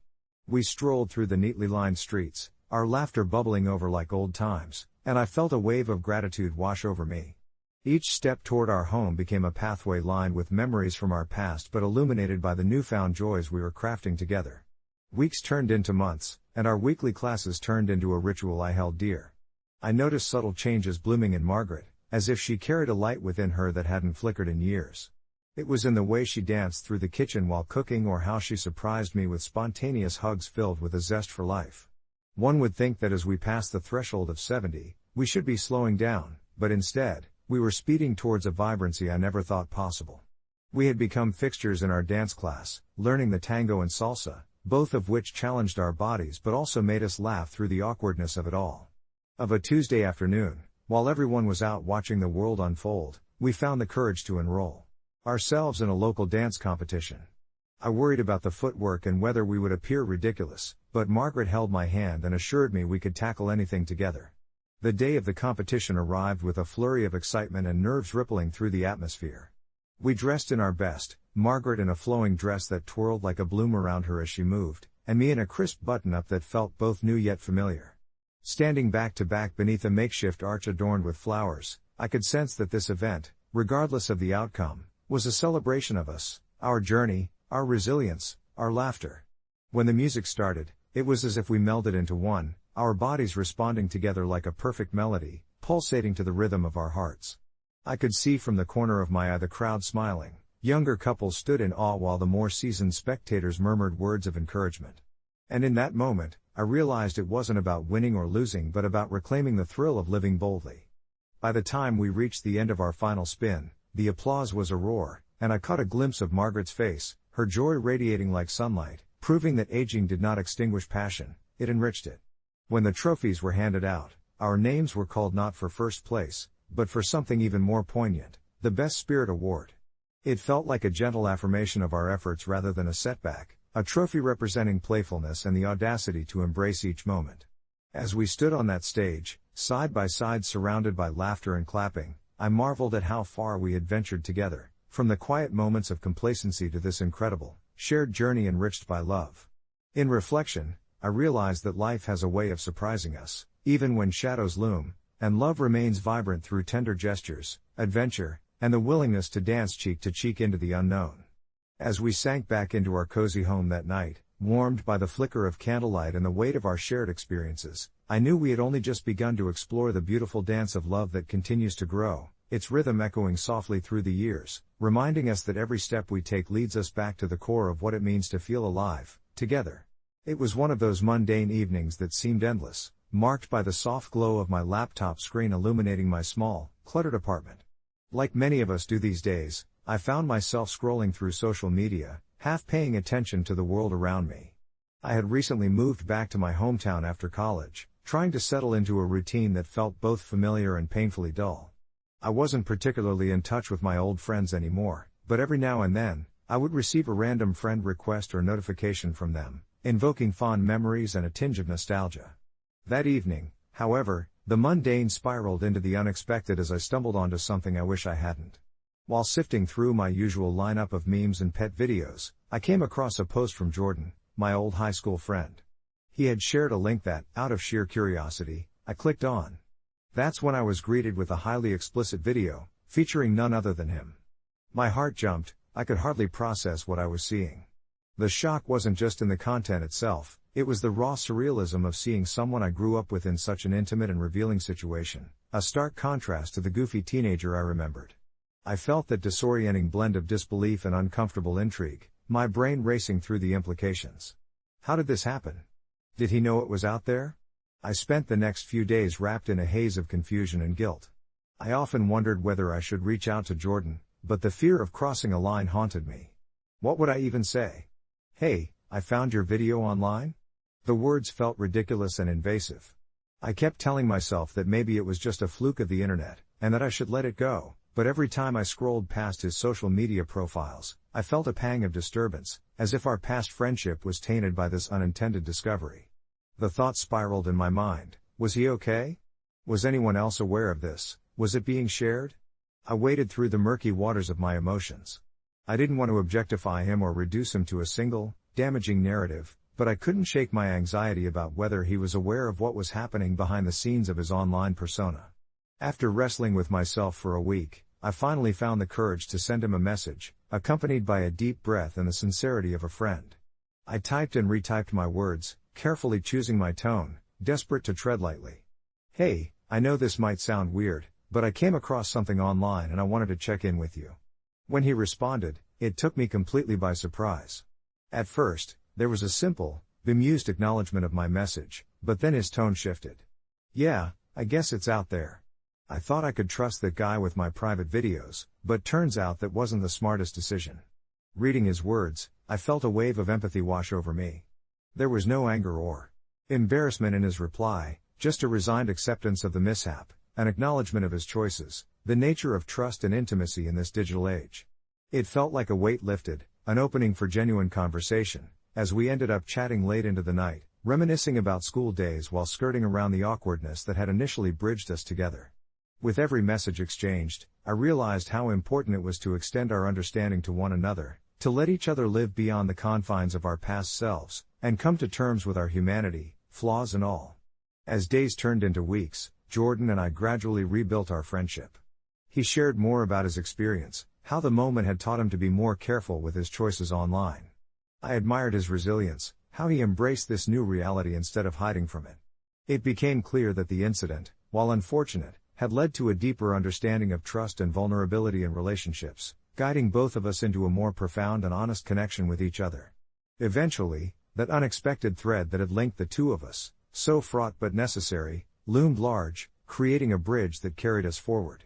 In the end, I learned that sometimes shocking experiences can shake us into clarity, reminding us that life, with its highs and lows, is ultimately built on the connections we forge. As I closed my laptop that night, I carried with me a newfound appreciation for the intricacies of friendship, and the delicate balance between vulnerability and trust. Update: a few months later, Jordan launched a podcast where he shared his journey through self-acceptance and the complexities of personal identity in the digital age. I was honored to be one of his first guests, and that raw conversation turned into something both healing and empowering for us both. As I sat across from Jordan in that small, cozy recording studio, the walls adorned with vibrant artwork and a soft rug beneath our feet, the atmosphere was infused with a sense of purpose that transcended our initial fears. It was as if we were stepping onto a stage, but instead of an audience of strangers, we were merely two friends, each sharing pieces of ourselves we had once kept hidden. I watched as he adjusted the microphone, his brow furrowing in concentration while he recalled the uphill battle of self-acceptance. In that moment, I remembered the raw feeling that had surged within me when I stumbled upon his NSFW photos months earlier, how they had unraveled my world and spun it into a tangled web of confusion, admiration, and guilt. It had felt so surreal, and I scarcely imagined that we would come to share such a profound journey afterward. We dove deep into discussions about identity, not only his but also mine, finding solace in the confession of our experiences in a world that often felt too demanding. With each passing moment, the podcast transformed from a simple sharing of stories into a patchwork of vulnerability, where we challenged the notions of expectation and fear surrounding our identities. I spoke of my initial reaction to his photos, of feeling conflicted between admiration for his confidence and a strange betrayal of our friendship, and how I grappled with the realization that vulnerability could be a bridge rather than a divide. Jordan listened intently, his eyes lighting up as I described the turmoil of wanting to reach out and support him while also grappling with my own insecurities about my perceptions. The air was thick with honesty and connection, two elements that had previously felt so far removed. By the time we wrapped up the session, the sun had begun to set, casting a warm glow through the studio window that felt like a blessing on our shared vulnerability. We spent a moment in comfortable silence, reflecting on how this had become more than just a podcast episode. It was a turning point for both of us. That night, as I drifted off to sleep, I felt a wave of contentment wash over me. I realized that those experiences we endured, the unexpected discoveries and the moments of raw honesty, had transformed us into individuals who understood the nuanced dance of connection in an often fragmented world. There was an unspoken promise that despite the myriad of uncertainties life tosses our way, we would navigate the full spectrum of emotions together. The podcast episode aired 2 weeks later, and it was shared amongst our friends and family, leading to conversations we could have only dreamed of having before.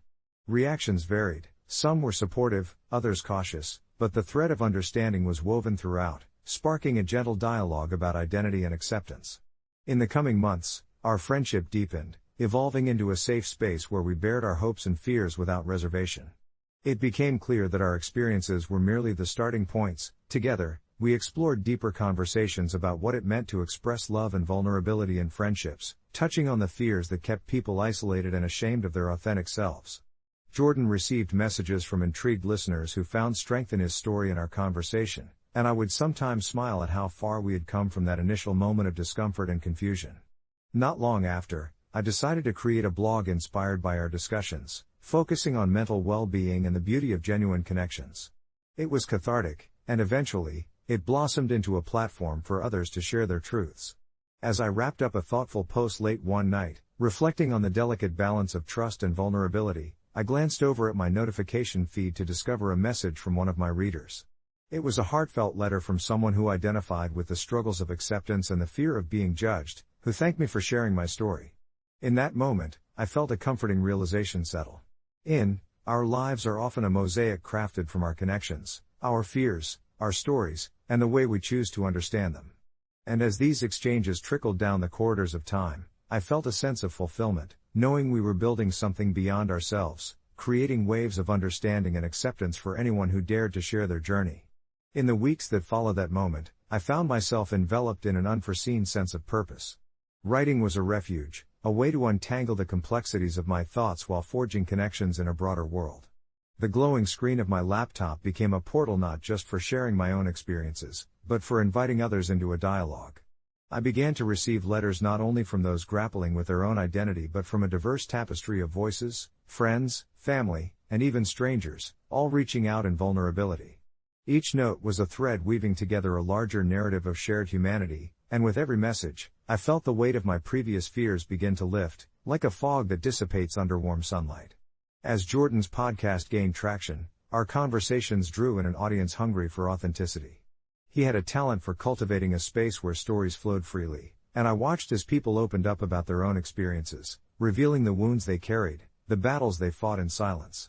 Every episode was a reminder that we were not alone, that the threads of our lives were interconnected, even if we often felt like solitary travelers on our respective journeys.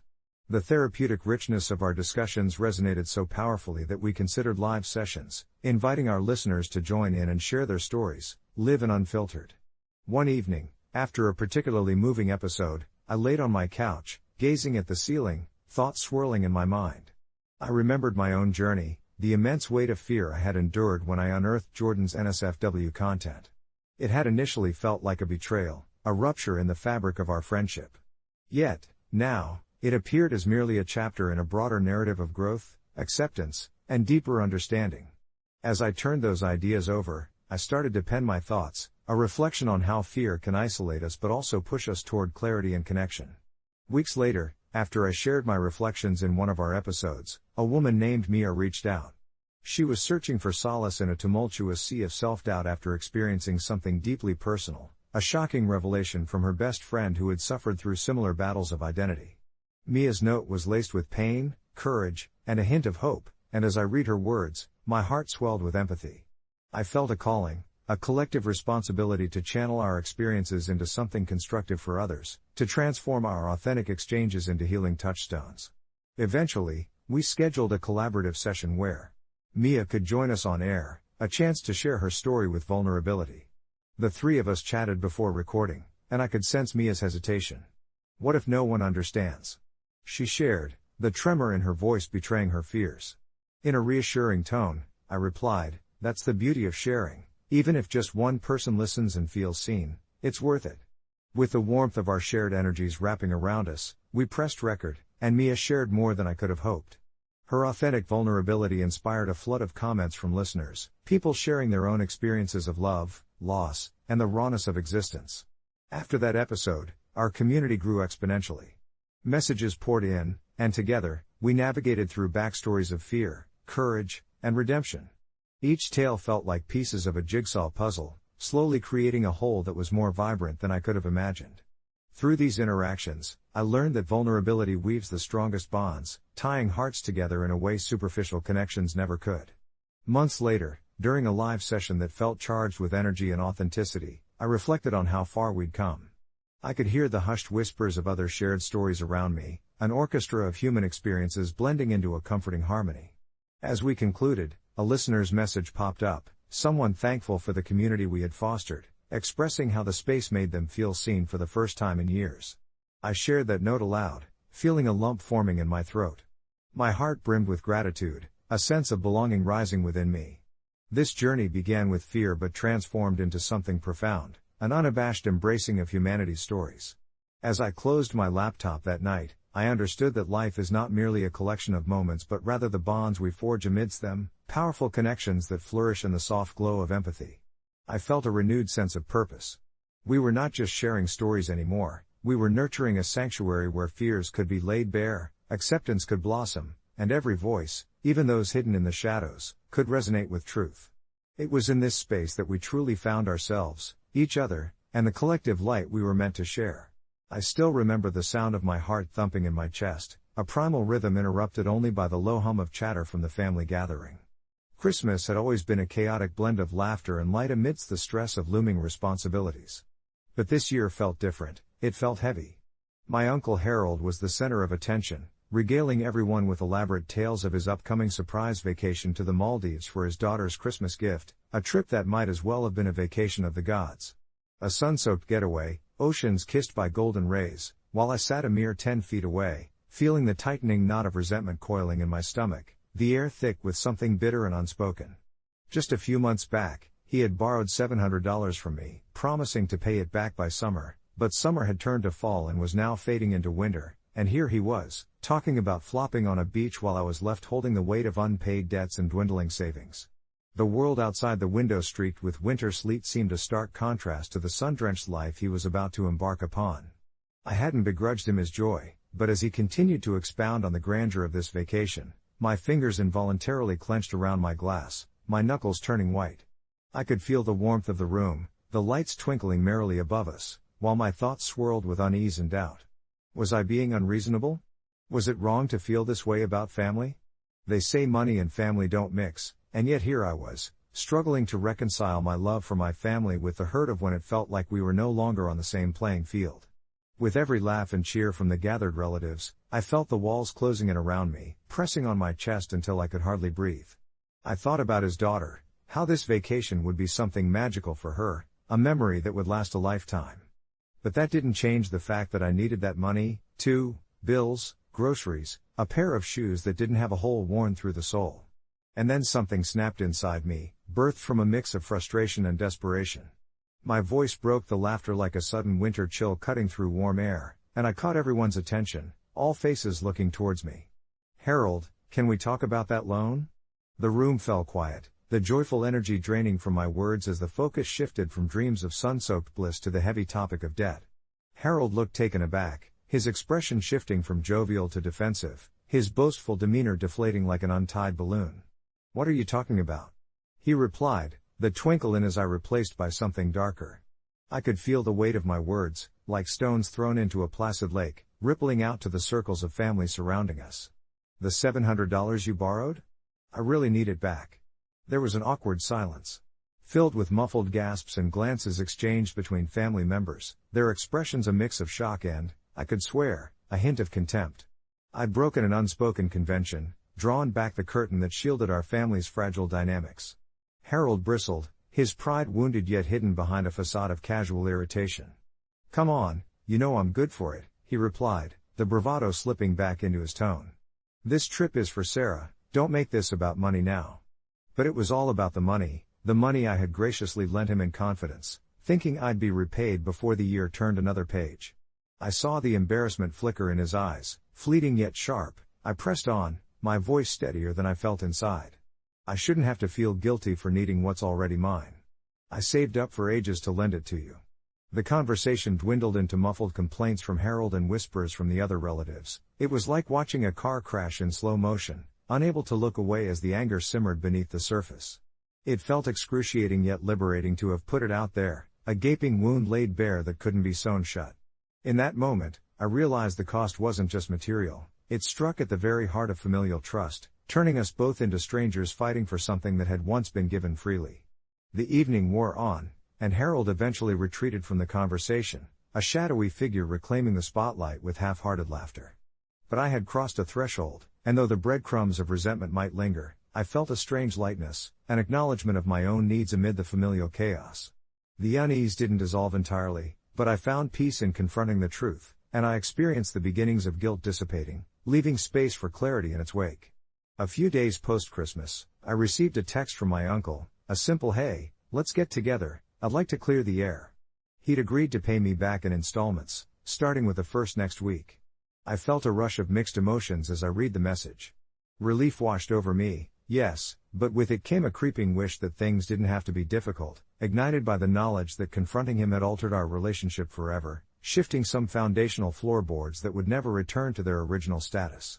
I realized then, processing this new ground we stood upon, that sometimes, families could only rediscover themselves through honesty, grimy and raw as it may feel, but worth the discomfort for the sake of healing. As the weeks progressed, I found myself caught in a curious limbo. Each time my phone pinged with a message, my heart fluttered with a mix of anticipation and anxiety, anticipation for a glimpse of the man I'd once called my uncle and anxiety about what each check-in would herald. His first payment arrived promptly the following Friday. I remember sitting at the kitchen table, staring at the envelope that bore my name, the familiar handwriting inside. It felt strange, like crossing forbidden ground, as if opening that envelope would further peel away the layers of our relationship, revealing the raw truth beneath. The moment I pulled out the check, a wave of relief surged through me, quickly followed by an echoing reminder of his promises. The feeling was bittersweet. I was grateful for the money, of course, but I couldn't shake the heaviness in my heart.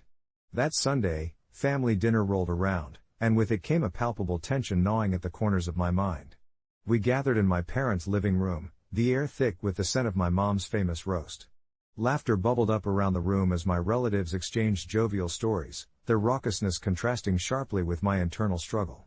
I could see my uncle from across the room, dapper in a sharp suit that made him look 10 years younger than his age. He was animatedly sharing plans for the trip to the Maldives, his daughter perched atop the arm of the couch, her excitement radiating.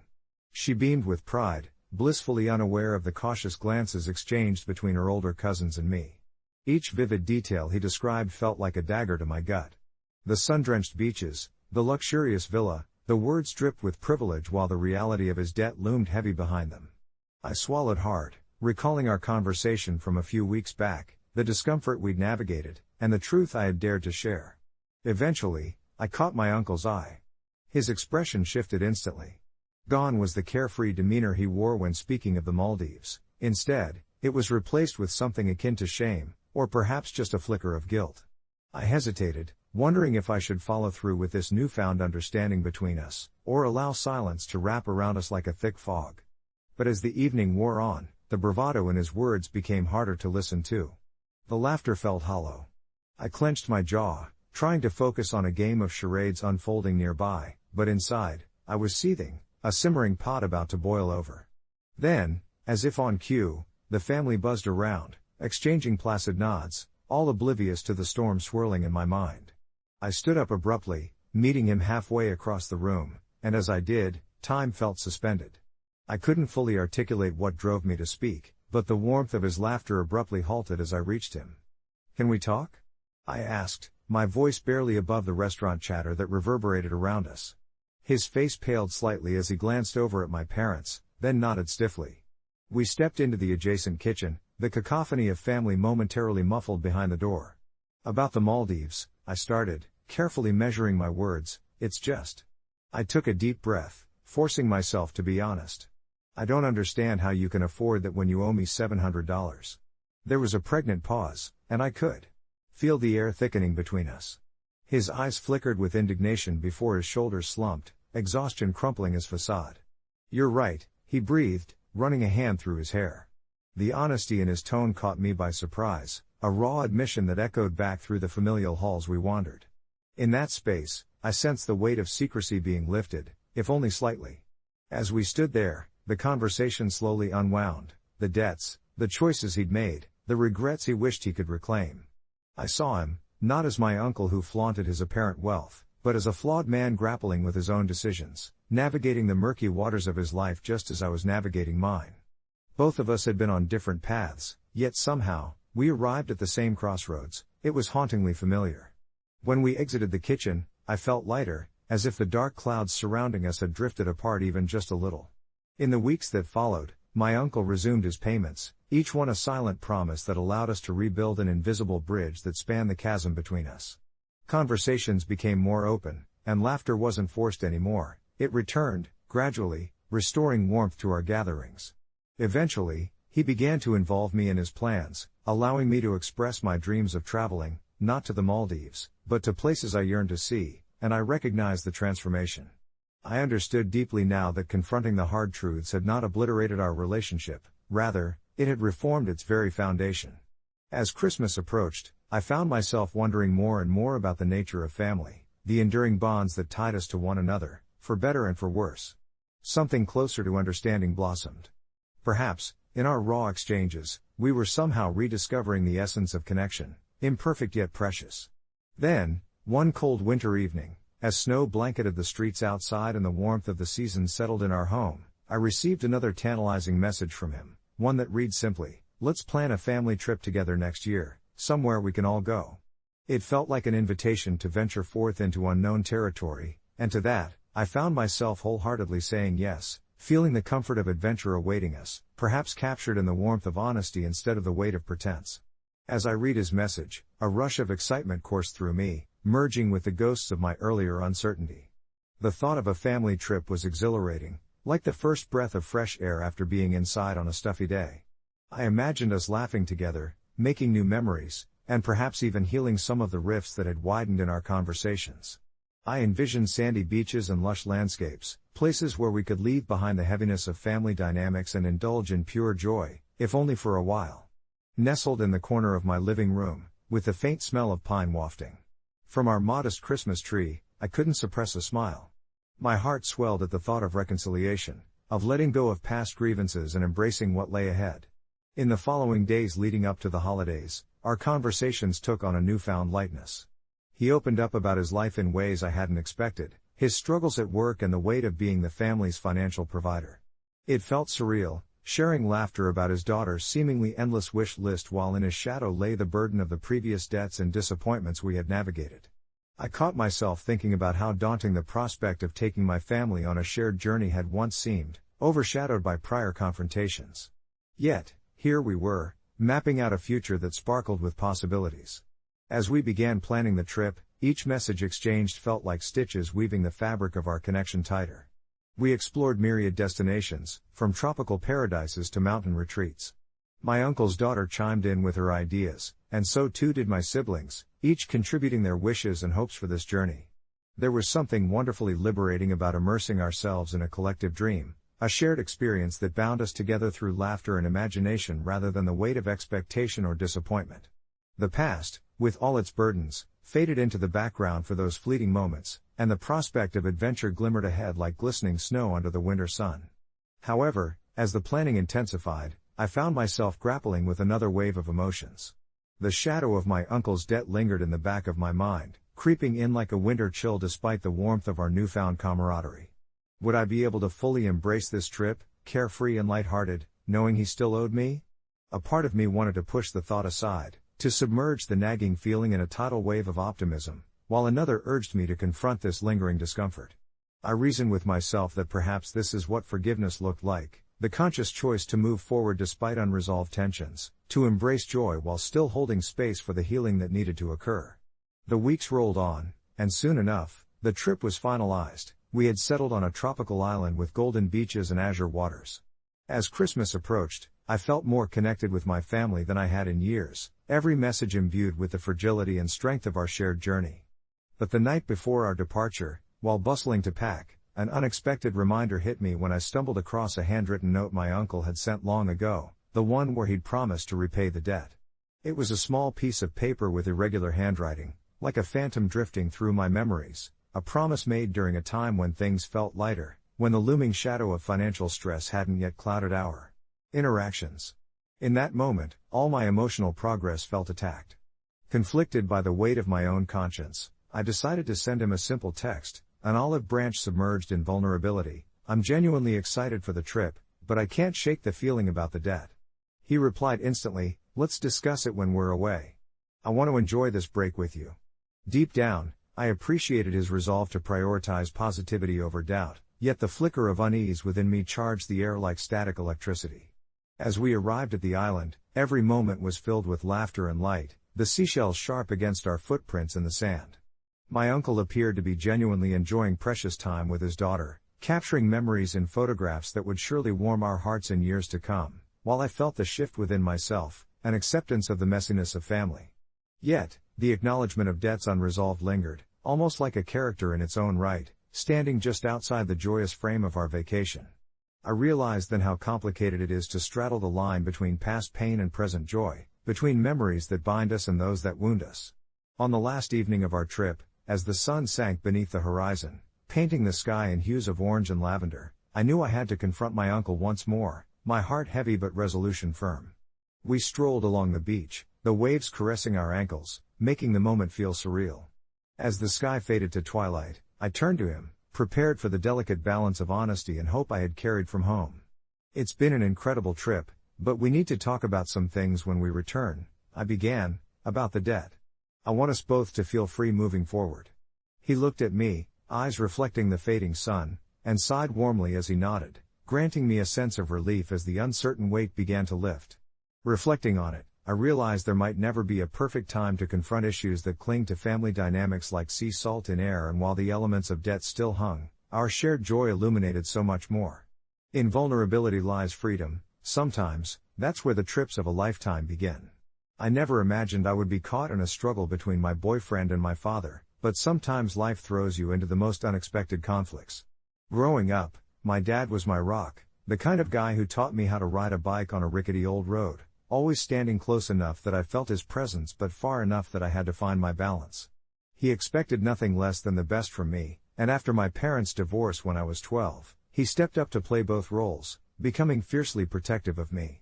I fell in love with Caleb during my sophomore year of college. He had this effortless way of making me laugh, and I felt alive in ways I couldn't explain. Our differences were palpable. While I strived for perfection, my dad's influence still loomed large. Caleb thrived in a world of creativity and spontaneity, often nudging me to break free from my carefully crafted plans. Our relationship flourished, but there was always this looming question in my mind: would my dad approve of him? Things took a sour turn when my family invited me to dinner, a rare event since our schedules rarely aligned. I was excited to introduce Caleb to my dad, hoping they'd hit it off and I'd finally have some peace of mind regarding my father's opinions on my choices. The evening started pleasantly enough, but as the conversation turned, I felt the tension in the air when the topic of Caleb's career in graphic design came up. My father, who had always prioritized traditional paths, openly criticized Caleb's work, dismissing it as a hobby rather than a viable career. I could feel my heart race as Caleb sat there, visibly uncomfortable, trying to maintain his composure while my father launched into a monologue about the virtues of financial security and a stable job.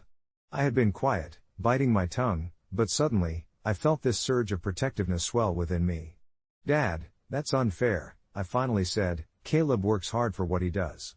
Being a creative doesn't mean he isn't ambitious." The moment my words left my mouth, the room went eerily silent. I held my breath, anticipating my father's reaction as the tension seemed to cling to the walls. He frowned, his disappointment palpable. "You shouldn't be defending him, Ava. You need to look out for yourself, not this boy who can't even provide stability." I felt a flash of anger stir up my insides, blurring that well-practiced boundary of respect I usually maintained. "I'm not defending him, Dad, I'm defending what I believe in. He's passionate and talented, and honestly, I think you're missing the bigger picture." Caleb shot me a grateful glance, but I could tell the weight of scrutiny had doubled. The conversation spiraled. My dad chastised me for placing my love life above my future, and I accused him of living in a box built by his own rigid beliefs. It was an unusual role reversal. My voice seemed to overpower his, yet in the pit of my stomach lingered this heavy sense of dread. Was I being unreasonable? As emotions continued to clash, I realized I felt torn. Here was my dad, who had sacrificed so much for me, and on the other hand, Caleb, who had become my world in such a short time. I saw how frustrated Caleb was becoming and how my dad's words seemed to chip away at his self-esteem, even if he tried to hide it with that charming smile. "I think I need to go," Caleb finally said, his tone strained, and it felt like a punch to the gut. I watched as he stood up, the vulnerability in his posture cutting deeper than any argument could. My chest tightened, and I fought the urge to call him back, but instead, I just stood there, caught in this awful limbo of loyalty and love. After he'd left, my father said, "See, Ava? That's exactly what I'm talking about." But his words only fueled my determination. I wasn't going to let this end here. I spent days reflecting on that dinner as I kept in touch with Caleb, our conversations growing sweet and tender through late-night texts. I realized I needed to stand up for our love, to carve my own path rather than allow my father's expectations to influence my decisions. It took a few more awkward dinners and conversations, but slowly, I began to cultivate this new understanding between us. I invited Caleb over for coffee one afternoon, brainstorming ways to maybe patch things up. Eventually, I found the courage to invite my dad to meet with us again, and I explained how important Caleb was to me. I wanted my father to see beyond the surface, to understand the depth of Caleb's character, the kindness, the creativity, the way he believed in me just as fiercely as my dad did. When the day came for us to sit down together, my hands were clammy with nerves. I was shocked to see Caleb and my dad shake hands, both visibly tense. But this time, my voice held steadiness as I guided the conversation, sharing stories about Caleb's projects and aspirations. There were moments of quiet where skepticism hung in the air, but slowly, I watched as my dad's expression shifted, curiosity taking the place of disdain. They even exchanged a few laughs, and by the end of the afternoon, my dad begrudgingly admitted that he underestimated the depth of Caleb's passion. I could feel a weight lift off my shoulders, a tentative bridge being built between the two most important men in my life. Looking back now, I can't help but reflect on those swirling emotions and the daunting task of reconciling family expectations with love. My father's approval is still something I hold dear, and while Caleb and I still face challenges regarding our paths, we've grown stronger for it. I can wholeheartedly say that standing up for what I believe in was the right choice. Sometimes, love needs defense, especially when it's challenged by those who care about us most. Update: after that dinner, things have genuinely improved. My dad even asked to see some of Caleb's artwork, and I caught him smiling at a few pieces. It's still a work in progress, but I feel like we're finally striking a balance. Caleb has a small exhibition coming up, and my dad is planning to attend. Who knows, maybe they'll bond over creativity after all. I'm ready for whatever comes next, holding love and family close. It's been a few weeks since that dinner where tensions ran high but ultimately led to some breakthroughs. I've been thinking a lot about how love isn't just a feeling but a series of choices we make, sometimes in the face of opposition. My relationship with Caleb feels more solid than ever now.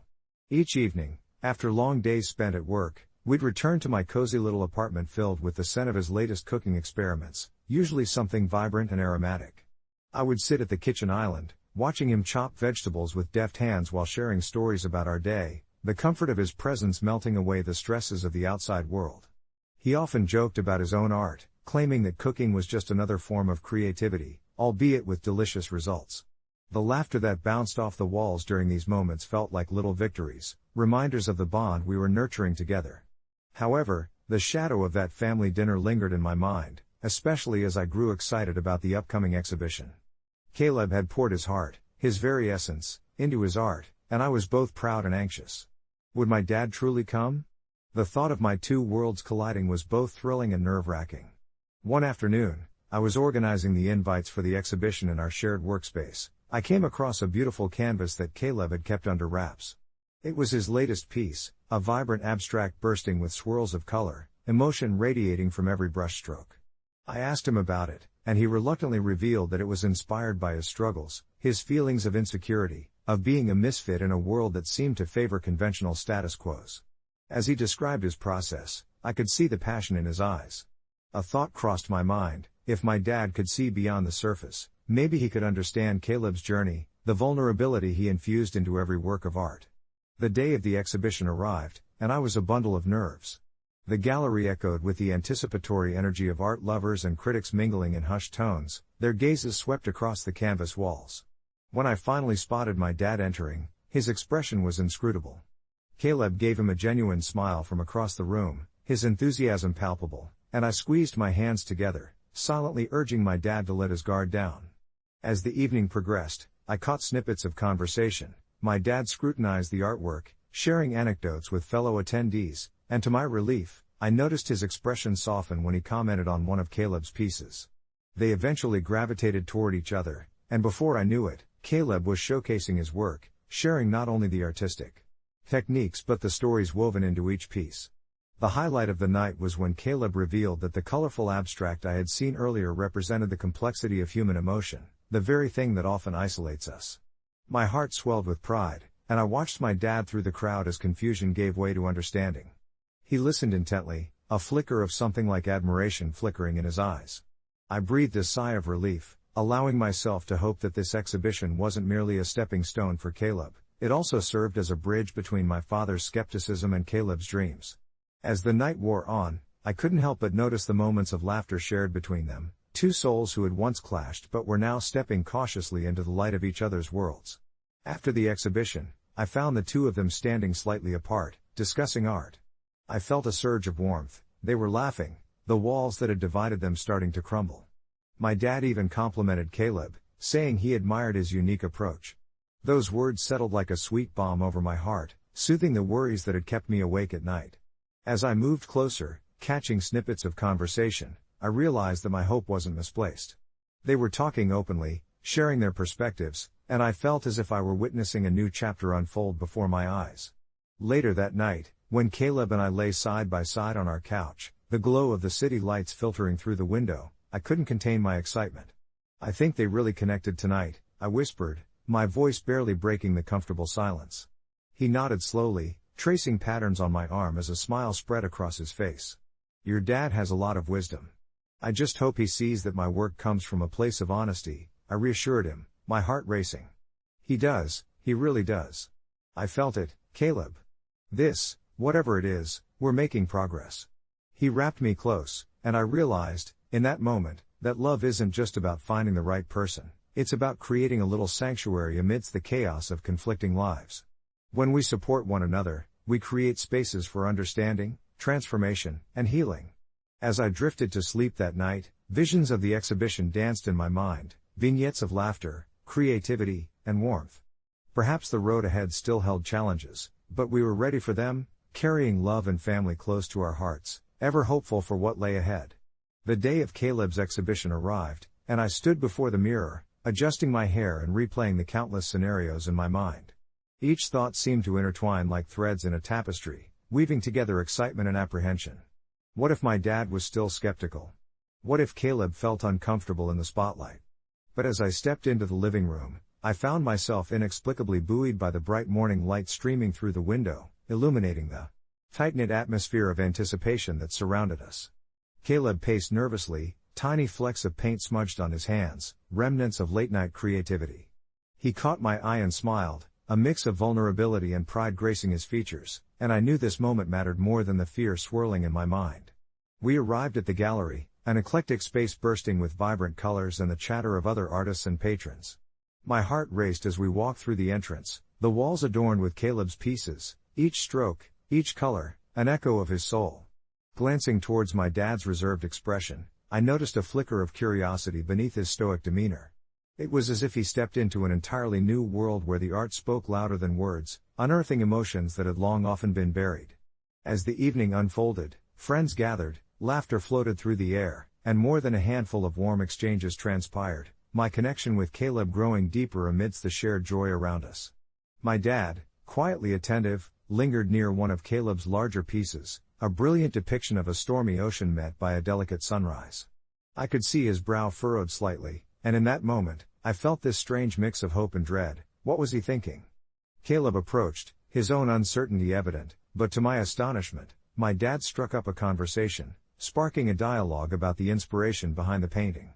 As I hovered nearby, pretending to examine other works while holding my breath, I listened to them exchange thoughts on creation and passion, their faces lighting up with every shared enthusiasm. There was something extraordinary about that moment, watching my worlds collide, like the sun breaking through clouds. I found myself reflecting on how art can bridge gaps, creating shared experiences that foster understanding. It wasn't just the bonds we cherished with those we love, it was also about allowing them to redefine assumptions, about who we are and what we're capable of. Hours slipped by in a slow, colorful dance of connection, and as the gallery began to wind down, Caleb offered my dad a framed piece that he hadn't intended to display. It was a small canvas of a sunset casting hues of orange and lavender over a silhouetted shoreline, the waves gently lapping at one another, capturing the serenity of nature, themes of hope and possibility layered within the brushstrokes. "I thought you might appreciate this," Caleb said, his voice steady despite the tension that still lingered in the air. Dad's expression softened as he accepted the gift, his fingers tracing over the edges of the frame, seeming to absorb its significance. It was as if all the barriers that once existed were systematically crumbling right before my eyes. Dad glanced up at Caleb, and for the first time, I caught a glimpse of recognition, a sense of understanding that transcended boundaries. "I'd like to learn more about your work, Caleb," he said, and the words hung in the air like music, sweet and unhurried. After the exhibition, I found myself drawing a breath of relief, my body instinctively relaxing. We drove home in a comfortable silence, Caleb's hand clasped tightly in mine. The possibilities of a reconciled relationship between my dad and the love of my life felt tangible, like the name of a spell whispered in the dark. As days turned into weeks, my dad consistently asked about Caleb's latest projects, engaged in conversations with full-blown enthusiasm, and I witnessed the transformation of two previously disconnected worlds. Our family dinners transitioned from awkward silences to lively discussions, laughter spilling around the table as stories unfolded like delicate origami. Reflecting on the journey, I felt an overwhelming sense of gratitude wash over me. It was undeniably hard navigating love between family and partners, and yet it seemed we were learning to make room for all that life threw at us. Even simple moments, sharing our thoughts over dinner, visiting the gallery again, or watching the sunset together, redefined our connections in a fresh light. After a month, Caleb humorously dubbed my dad his new art critic. I could only laugh, grateful for the emergence of something so beautiful from what had once felt so threatening. The path ahead remained full of surprises, but we'd walk it hand in hand, a little more resilient with every stride. And every night, as I tucked myself into bed, my heart overflowed, cocooned within the safety of love and the newfound bond of family. This interconnectedness, was more than I had ever hoped for. Each day was a testament to what could be achieved when love was held fiercely amidst life's unexpected challenges, slowly morphing into something rare and profound. The horizons before us now stretched far and wide, yet still, under the painted stars, I felt a sense of peace knowing we were ready to embrace all that lay ahead. It was a chilly Sunday afternoon, the kind where the fading light seemed to seep through the curtains, casting a soft glow across the living room, and I found myself curled up in my favorite chair with a steaming mug of chamomile tea cradled between my hands. My name is Lucy, and at 32, I have perfected the art of being the family mediator. My brother, Ben, is 4 years younger than me and has always been the golden child, charming, athletic, and now engaged to Tara, a woman who seemed equally perfect on the surface. Lately, however, something about Tara felt off, and on that particular afternoon, I couldn't shake the nagging feeling that I needed to talk to my mom about it. We settled into our usual routine, chatting about the mundane details of the week, until I finally broached the subject, tentatively mentioning how I had overheard a conversation between Ben and Tara that felt suspicious. It was more about her complications during the pregnancy than anything else, and although I initially brushed it off, the unease had lingered long after. Mom listened intently, her brow furrowing as I recounted the conversation. I wasn't trying to gossip, it was more an attempt to express my concern, to make sense of the tension building in my family. As I spoke, I could see the worry etched on my mother's face, and I almost regretted opening up. What if it upset her or made her doubt her son's judgment?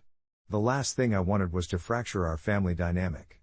But the more I spoke, the more I felt that maybe I wasn't the only one who sensed something amiss. My mom finally took a deep breath, and with an incredulous look, she shared how she too had observed odd behaviors from Tara, especially how she seldom spoke of the baby without a hint of hesitation. My heart raced, teetering on the edge of suspicion. Was it possible that my gut instinct was right? The conversation spiraled, weaving through layers of what-ifs, and soon we were digging into the details of Tara's past, which we had only pieced together from Ben's largely glowing accounts. The discussion fueled a whirlwind of emotions within me. It felt strange to judge someone who was soon to be family, but there was an undeniable tension growing like a shadow over our household. Days passed, and despite my desire to distance myself from the tumultuous thoughts, I found myself contemplating my brother's happiness and sanity. The knowledge of my chat with my mom nagged at me. Was I being the supportive sibling or merely perpetuating family drama? The more I pondered, the heavier the air felt, until one evening, Ben called me unexpectedly. He sounded off, his voice trembled slightly, and his laughter felt forced. The perfect brother had cracked. My stomach twisted, and I listened as he talked about the challenges of impending fatherhood, how Tara's recent erratic behavior was something he was trying to understand. I wanted to scream, "You've got to be careful." But instead, I urged him to lean on me if he ever needed to vent. I realized then how much I cared for him and how reluctant I was to see him hurt, but did that make me an asshole for even discussing my worries with Mom in the first place? In a moment of vulnerability, I decided to confide in Ben about the conversation with Mom. I expected outrage, a defensive posture, but to my surprise, he was quiet, contemplative. He promised to talk things over with Tara. After hanging up, nausea washed over me. Was it right to have stirred this pot, or was I simply being protective? The weight of my choices felt suffocating, and while I hoped it would lead to clarity, I feared the storm it could unleash. Weeks later, something unforeseen happened. Ben called again, but this time his voice was laced with relief. Tara had agreed to family counseling, and during their discussions, it had come out that she had been under immense pressure, family struggles and the overwhelming fears of motherhood were buried deep, and she had masked them behind a facade of happiness. It wasn't deceit, it was pain, and a fear of inadequacy that I had never considered. My heart sank as I realized how misguided my suspicions had been. I had put Tara under the spotlight without truly knowing her story, and now I was left with mixed feelings about the gossip I shared with my mom. What I thought was an innocent conversation had triggered a catalyst for something much deeper. In the end, I breathed a sigh of relief, not just for Ben but for Tara too, who was at last seeking the help she desperately needed. I turned to my mom, who had been waiting anxiously to hear the news, and laughed softly at how quickly things had spiraled out of control. I realized I wasn't an asshole, I was simply human, trying to navigate the chaos of family life. Family dynamics certainly are complicated, filled with emotions that intertwine like vines. As I sipped my tea and reflected on the journey, I felt a sense of calm enveloping me, and I could finally embrace the imperfections that came with love. Maybe it was all just part of the messiness, and I wouldn't shy away from it again. Update: a few months later, Tara invited my mom and me for coffee, and for the first time, I saw a woman who had started to find her footing once again. We talked openly, and I realized the power of vulnerability and healing. This was no longer about suspicion or gossip, it was about connection and understanding. As I sat among family, a newfound sense of openness enveloped me, and I knew we were all moving forward together, one step at a time. The shadows had lifted, revealing a path to a stronger family bond, forged through honesty and love. As the warm sunlight flooded through the cafe window, illuminating the small round table where my mother, Tara, and I sat, I couldn't help but think about how far we had all come in just a few short months. The echoes of past gossip and the weight of previous misunderstandings felt like distant memories, replaced instead by the sound of laughter and heartfelt conversation. Tara, once a figure cloaked in suspicion and tension, now radiated a sense of acceptance that I hadn't anticipated. She spoke candidly about her struggles, her voice steady, yet softening with each word, a stark contrast to the defensiveness that had once marked our exchanges. The cafe buzzed with the hum of patrons and the clinking of cups, but in that small bubble of shared vulnerability, it felt as if time had consolidated just for us. I shared my feelings about the turmoil that had erupted within our family, how the whispering fears about her integrity had clouded our judgment, and how difficult it had been to navigate my loyalty to my mother while also grappling with my concerns about Tara's motives. Yet, as we spoke, her eyes shone with a depth of understanding that made me realize she had been fighting her own battles, ones I had overlooked in my eagerness to protect my brother. It dawned on me that the gossip which had initially driven a wedge between us now served as a gateway for true connection, a means through which we could strip away our facades and share our inner truths. At that moment, surrounded by the aroma of freshly brewed coffee and the simple delight of a sunlit afternoon, I felt the bonds of family stretching and reshaping. We laughed gently as we reminisced about lighter memories, free from the weight of suspicion, and I could feel an invisible thread weaving us tighter together. My mom, watching this exchange with a quiet smile, seemed relieved to witness the evolution of our dynamic, as if years of tension were finally easing from her shoulders. It was a strange familiarity, one I hadn't realized I missed so deeply, where we could just be ourselves without hidden agendas or whispered worries. As our cups clinked in a toast to new beginnings, I felt a deep-seated hope rise within me. We were healing, yes, but it was more than that. We were rebuilding, a family not just forged from blood, but from shared experiences and a commitment to understanding one another in our most vulnerable states. We talked about future family gatherings and the kids we hoped to have, and for the first time, I envisioned Tara as an aunt, someone my children could look up to. It felt liberating to finally embrace the idea that the bond we were forming could stand resilient, even against the tides of uncertainty we had all faced. The cafe buzz faded into the background as I silently vowed to always prioritize honesty and openness in our conversations moving forward. Little did I know that this meeting was only the beginning of our transformation. As we stood to leave, our spirits lifted, I caught Tara's eye, a shared understanding passing between us that hinted at the shared journey ahead, a commitment to support each other, to embrace our differences, and to keep the channels of communication wide open.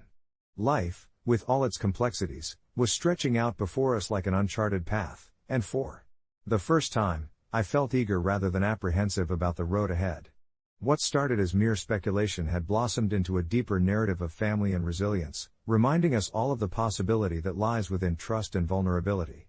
With that beautiful thought, I stepped out into the sunlit streets, my heart lighter than it had been in years, feeling as if I had not only gained a second sister-in-law but also a true friend. In the months that followed, conversations flourished, misunderstandings disintegrated, and what we had once regarded as gossip became the foundation upon which we built a family rich in understanding and love. It was in those quiet moments of sharing our lives, our fears, and our dreams that I realized this journey was worth every misstep, every whisper, and every moment I had doubted. Tara had secured her place in our family, and together we forged a connection that was resilient and transformative, one step at a time. However, as life in our family resumed its comfortably chaotic rhythm, a lingering thought occasionally flickered in the back of my mind, resembling a distant chime reminiscent of the earlier unease. I had learned so much from the experience of sharing my doubts and fears with both my mother and Tara, yet the fact that the whispers had once permeated our lives felt like a dark echo, reverberating in corners I couldn't quite reach. Sure, we had emerged from the shadows, but I sensed that the path to unshakable trust in our relationships was still a winding one filled with cobbled stones left over from prior storms. One dusky evening, as I sat curled in my favorite armchair with a mug of chamomile tea in hand, I felt a pang of anxiety pierce through the warm comfort of our newfound familial harmony. I began to wonder, what if Tara's past could come surging back into the spotlight? What if, in our quest for connection, we had overlooked the footprints of doubt that still lingered on the edges of our joy? Those thoughts found their way into our gatherings, muted but present. It was a sort of shadow that crept around the edges of our conversations. Tara remained vibrant and engaged but seemed weary at times, like a flower that flourishes under sunlight, yet sometimes craves rain, anticipating its own inner storms with cautious apprehension. My brother Daniel and Tara had begun planning their wedding, and with every small detail shared in our new group discussions, there was an undercurrent of tension, tugging uncomfortably at my thoughts. Was this a facade? Were they both displaying happiness while secretly struggling? I wanted so badly to trust in what we had cultivated. I felt I owed it to Tara, to Daniel, and to myself, to believe in this fresh start wholeheartedly. Then, one afternoon, as our conversations continued to grow easier with each coffee date and family gathering, my mother called me with an urgency that shattered my calm. "Can you come over? Tara is here, and I think she's having a rough time." The air suddenly thickened around me, tangling my senses into a web of concern and confusion. I hurried over, my heart racing in rhythm with my thoughts. "Please, let this not be a step backward," I prayed silently as I drove through familiar streets now draped with an unease I had hoped was behind us. As I entered the house, I found Tara sitting in the living room, her face obscured by trembling hands, and my mother's eyes bright with unshed tears. Without needing words, I realized that this moment would determine if we could face any wave that life threw our way. Together, we could navigate through the tempestuous waters, or we could allow it to crash over us, unraveling our cherished connection. I settled beside Tara, taking a breath that felt like it carried the weight of my deepest fears. "It's okay to feel overwhelmed," I said gently, breaking the suffocating silence. In that moment, I prayed she would see my sincerity reflected in the depths of her own eyes. Slowly, Tara's shuddering breath steadied, and after the longest pause, she began to speak. Her voice trembled as she shared her insecurities, fears about the wedding, and the haunting doubts that echoed from her past. My heart ached to hear her struggles, yet I was grateful to witness her vulnerability. None of us were perfect, after all, and the beautiful tapestry of our lives was made richer by our imperfections. This unforeseen moment of honesty became a turning point. Instead of retreating into doubt, we leaned into our shared experiences, wrapping ourselves in understanding and compassion. The connection we had forged, mingled with the trials we faced, allowed us to weave our stories together tightly, creating not only a supportive circle but a sanctuary where we felt safe enough to wreck the facade of perfect happiness. From that day forward, I understood that our family was not just a collection of individuals expected to shine at all times. We were a constellation of glimmers and shimmers, quirks and quiet battles. With Tara by my side and my mother's unconditional love binding us together, we slowly unveiled each other's fears and dreams, transforming our past shadows into the light of awareness and compassion. I felt a renewed sense of hope fill my heart, reminding me that while the path may be winding, our willingness to be honest and vulnerable was the compass guiding us forward. The journey to healing is never linear, I learned. It's filled with dips and slides, with moments that may pull apart threads only to weave them closer again. Every time we face life's uncertainties together, I found solace in the realization that our love, our family bond, was worth the challenges. Moments of laughter mingled with tears became the framework of what family meant for us. As I reflected on our growth that night, an indelible thought struck me, echoing softly as I gradually drifted off to sleep. Even amidst the fragility of life, the strongest foundations are often built upon the honesty of shared experiences, nourishing the roots of love and friendship that grow resiliently with each passing moment. There was a time when every evening was filled with laughter and warmth. I would return from work to the delightful scent of a home-cooked meal, the soft glow of candlelight, and my partner Riley, who greeted me with a hug that seemed to melt my stress away. For the first few years of our marriage, we relished our shared passion for cooking, often experimenting with new recipes or recreating beloved dishes from our childhoods. I was content, and my genes fit just right, but as life often does, it tilted on its axis. It wasn't an overnight shift, more like a slowly creeping shadow, but over the span of a year, I found myself caught in a web of unexpected challenges. It began with Riley's demanding promotion at work, which came with longer hours and increased stress. I admired their resolve but found myself lonely in the evenings, eating alone more often than not. I'd started to raid the pantry, the fun of cooking fading as every meal alone felt progressively more like a chore. I justified my choices, telling myself it was just a phase, a temporary solace in the constant churn of responsibility. But then came the unwanted comfort of takeout, when all I wanted was to escape the silence of an empty house. A greasy box of fried rice or a cheesy pizza became the remedy, the only companion in my solitude.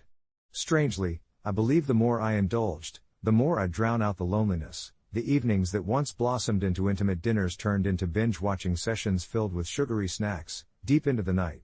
I realized I was gaining weight not just from the food itself but from the emotional layers I layered in each slice of pizza or scoop of ice cream, a way of filling the void in my heart. Watching the numbers climb on the scale was sobering yet surreal, like looking at a stranger in the mirror. And yet, when I tried to confide in Riley, worried that my habits were outside the bounds of what we once shared, the truth felt more fragile than ever. They'd flash a quick smile, a fleeting appreciation for my vulnerability, but I could sense an undercurrent of discomfort in their eyes, as if the weight of my struggle only added to theirs. Our conversations turned less frequent, skirting around the budding tension we were both too scared to address. I was caught in a tug-of-war between wanting to reclaim my health and fearing the laughter would fade into something unrecognizable if I laid bare my reality.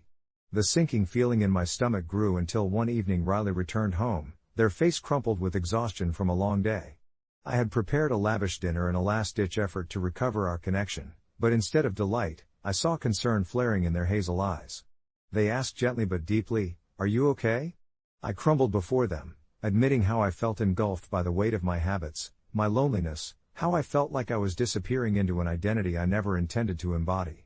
The air shifted as if we both let go of our unspoken fears. There were tears and hard truths, but ultimately, we committed to each other to navigate this twisted path together, seeking joy in preparation and balance. In time, we resurrected our kitchen adventures, discovering new recipes that both invigorated our bodies and revived the lightness in our hearts. Neither of us is exactly where we want to be, but we've learned to be patient with ourselves and each other, holding our stories together without judgment, whispering those bittersweet confessions in the quiet of our home, wrapped in warmth and rediscovered laughter. I want to believe that the weight of this journey, both the loss and the gain, will continue to weave lessons that draw us closer.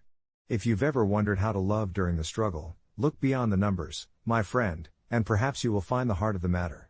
Update: a few months have passed since that vulnerable night. Our journey took a turn towards wellness, not only physically, but emotionally as well. The weight on the scale has lessened, but what matters more is the weight of connection we've chosen to carry as a team. Riley and I have started to volunteer at a local food bank together every Saturday morning, finding joy in nourishing others while nurturing our relationship. I've learned that each step away from solitude into partnership creates a new recipe for resilience. There's magic in the connection, often unequaled by anything on a plate. If anything, those greasy takeout meals have evolved into afternoons sharing a picnic in the local park, filled with vibrant salads and hearty laughter that echoed into the sky. On those warm Saturday mornings, as the sun spilled golden light over the bustling activity of the food bank, I would often pause amidst the steady rhythm of packing and distributing meals to truly appreciate the moment. Riley and I would work side by side, our hands moving deftly through the boxes of food, exchanging soft smiles and laughter that seemed to wrap around us like a comforting blanket. It was during these hours of service that I discovered a newfound joy. It wasn't just a weekly chore, but a transformative experience that gradually unraveled the tightly wound complexities of the past. Every grain of rice we separated, every can of beans we packed, felt like a step away from the weight I once carried alone. I could see that glint of determination in Riley's eyes, and it ignited a spark within me. This wasn't just about shedding the physical weight I had accumulated but rather about lightening the emotional burden that had followed me for so long. In those reflective moments, I recalled those late nights, trapped in the cycle of mindless eating and isolation, where food served as a reluctant companion during my bouts of loneliness. I had never truly grasped how my relationship with food mirrored my relationship with people. Unable and unwilling to connect, I threw myself into self-indulgence. Yet here we were, Riley's hand brushing against mine as we shared stories of childhood memories tied to family dinners, laughter spilling out like the plentiful boxes of food surrounding us. It was a different kind of feast, sharing our vulnerabilities and dreaming of brighter futures over plates filled not just with vibrant salads but with hope and intention. As summer began to paint the park with lush hues of green, we found ourselves more inclined to leave the comfort of our home-cooked meals behind in favor of leisurely afternoons beneath the rustling trees. There was something so liberating about laying down the picnic blanket and unpacking lunch, free of the stress that once accompanied food. We had taken to experimenting with healthy recipes together, and the process itself became an adventure. We would stroll through the local farmer's market, picking out ripe avocados and fresh herbs, savoring the air laced with the aroma of baked bread and blooming flowers. Our shared experiences began to nourish us in ways I hadn't anticipated. But it wasn't all smooth sailing. One afternoon, after a particularly grueling week of work for both of us, I felt the familiar pang of anxiety creep in. I had stepped on the scale only to find a number I hadn't seen in a long while, and though I had tried to shake it off, the weight of that digit hung in the air, threatening to overshadow the joy I felt with Riley. I found myself retreating inward, worry spiraling like a whirlpool, and I could sense the change. Riley, ever perceptive, noticed my silence during a picnic, my mind racing with comparisons, doubts, and a precarious sense of failure. "Hey," Riley said softly, pulling a cluster of cherry tomatoes from our spread, "what's going on in that head of yours?" The concern in their voice snapped me back like a rubber band against skin. I hesitated, but the gentle nudging of their understanding eyes coaxed the truth out of me. I stepped on the scale.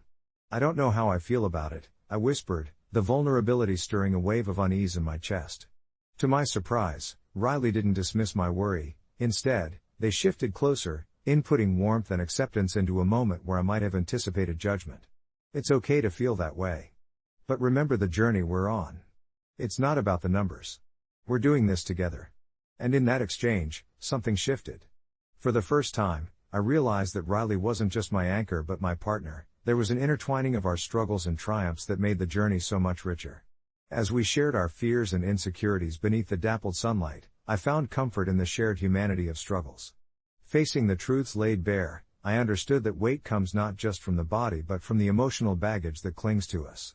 With every heartfelt conversation, every laugh shared over a simple meal, we were queuing up all those intricate layers of connection that overshadowed the fleeting discomfort of a number on a scale. As autumn approached, we made it a point to continue our tradition. Every weekend, we would dig deeper into treasured recipes, while each meal crafted blossomed with discovery and meaning. I transitioned to viewing food as a source of connection, establishing routines that nurtured not just our bodies, but also the bonds that fortified our hearts. The idea of weight shifted entirely. It morphed into a celebration of resilience, companionship, and perhaps most importantly, the magic of transformation. An update on our story came when Riley surprised me one early Saturday morning with a phone call. "Hey, I've got an idea that could spice things up for our volunteering." Their voice held excitement, and curiosity swirled within me as I listened. "What if we organized a community cook-off at the food bank? We can involve everyone we've met, share recipes, culture, and celebrate food as we have, but on a larger scale, allowing them a chance to share their stories too." A thrill of ideas cascaded within me. Naturally, I threw myself into the project with gusto, helping to plan out details and gather ingredients. So, when the day finally arrived, a sense of pride bloomed within me as I watched the community come together, laughter echoing in the harvested sunlight, stories flowing as flowingly as the various dishes that filled each table. Riley and I exchanged satisfied glances amidst the fray, our hands gripping tightly as we relished this moment that seemed to signify a milestone in our journey, a festival committed to connection, nurtured through the ingredients of love, support, and resilience. I realized the true measure of weight isn't found on a scale, but in the richness of relationships we foster along the way. It's in the laughter that resonates in our memories and the connections that nourish our deepest selves, an intricate tapestry woven together one experience at a time. As the sun dipped lower in the sky, casting a warm golden hue over the bustling festival grounds, I felt an overwhelming sense of gratitude for the path Riley and I had carved out together. The laughter of children spun joyfully in the air, drifting past the aromatic stalls filled with local produce, arts, and crafts. It was a community united in celebration, where each vendor wore a smile as bright as the colors of their wares. I couldn't help but breathe deeply, taking in the savory scents wafting from the food stalls, barbecue smoke mingling with sweet notes of freshly baked pastries. With every passing moment, I savored not just the comforting flavors that tasted of home, but also the warmth of Riley's hand in mine, our fingers interlaced like the vines wrapping around the nearby oak trees. When we made our way over to a small booth selling homemade jam, the elderly woman behind the counter welcomed us with a twinkling smile. Her hands were calloused yet gentle as she showed us the vibrant labels, each depicting a different fruit imbued with stories of sun-soaked days and summer whispers. "This one's made from the first strawberries of spring," she said, her voice nostalgic as she handed us a small sample. As we tasted the sweet spread, I could see Riley's face light up, and in that moment, I was reminded of how far we had come, how filling our lives with love and connection was beginning to replace the emptiness that once sat heavy in my own heart. After a leisurely stroll through the festival, we settled on a patch of grass beneath a sprawling sycamore tree, its branches offering a comforting canopy. Riley unpacked our homemade picnic, a collection of vibrant salads and hearty sandwiches, all crafted from ingredients we had picked up together at the food bank's community garden. The sun filtered through the leaves, dappled light playing on our faces as we shared bites and stories, laughter spilling between us like an uncontainable river. "You know," Riley began, crossing her legs beneath her, "it's strange to think how food used to connect us in a different way, isn't it? I remember all the late-night takeout and how it was always more about escaping the day than really celebrating anything." I nodded, understanding all too well how those nights were often marked by solitude and the clinking of takeout containers rather than warmth and conversation. "Yeah," I replied softly, "it's almost like we used food to fill the spaces we didn't know how to navigate emotionally." We were both silent for a moment, the hum of festival laughter in the distance grounding us as we processed those feelings. It was liberating to acknowledge our past without letting it define us. Riley reached out and placed her palm on my cheek, bringing my gaze back to her. "But look at us now, creating new memories, giving new meaning to those moments. That's what it's about, right? Learning to nourish ourselves in every sense of the word." Her eyes sparkled with a mixture of hope and determination, emboldening me to step further into this newfound journey with her. With dusk settling in, the festival exploded to life with flickering lights strung across the trees, illuminating the path of laughter and connection all around us. We moved from stall to stall, sharing bites of gourmet grilled cheese and sipping on fresh apple cider as the sky transformed into a canvas of purples and blues. Every moment felt imbued with the lessons we had learned, the importance of of savoring not just food but the quiet magic woven into relationships. And in that bustling atmosphere, it dawned on me just how much I had been missing, how easy it had been to get lost in my own solitude, yet how deeply transformative it was to lay aside old habits and embrace vulnerability. As we leaned against each other on a bench, our bellies full and hearts even fuller, I knew that this was just the beginning. In my heart, I felt a shift, an understanding that life was not just about the meals we shared but also the people who enriched those moments, who brought flavor and vibrancy to the everyday. Our journey together echoed the very essence of a bustling market, a beautiful blend of the familiar and the unexplored, the laughter of a newfound connection taking center stage in our lives.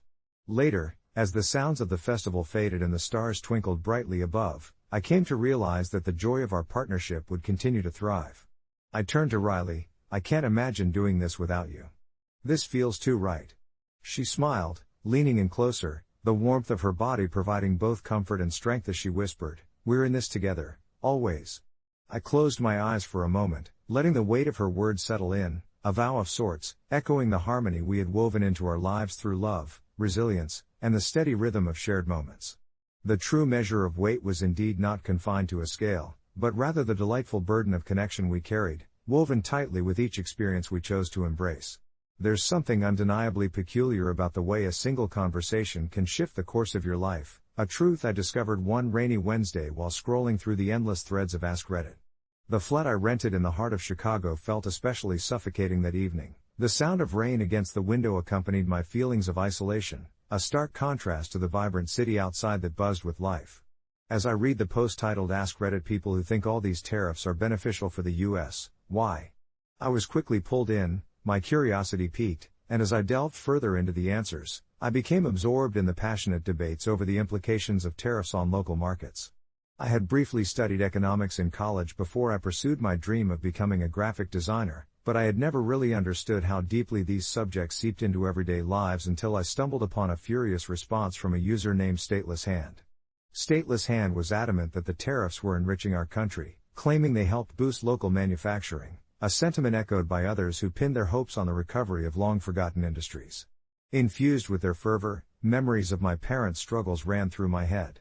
They had operated a small apparel business downtown, one of those little family-run shops that fought to survive against the behemoths of fast fashion. I remembered countless evenings spent in the cramped stockroom, listening to them share dreams about a revitalized manufacturing sector buoyed by local trade.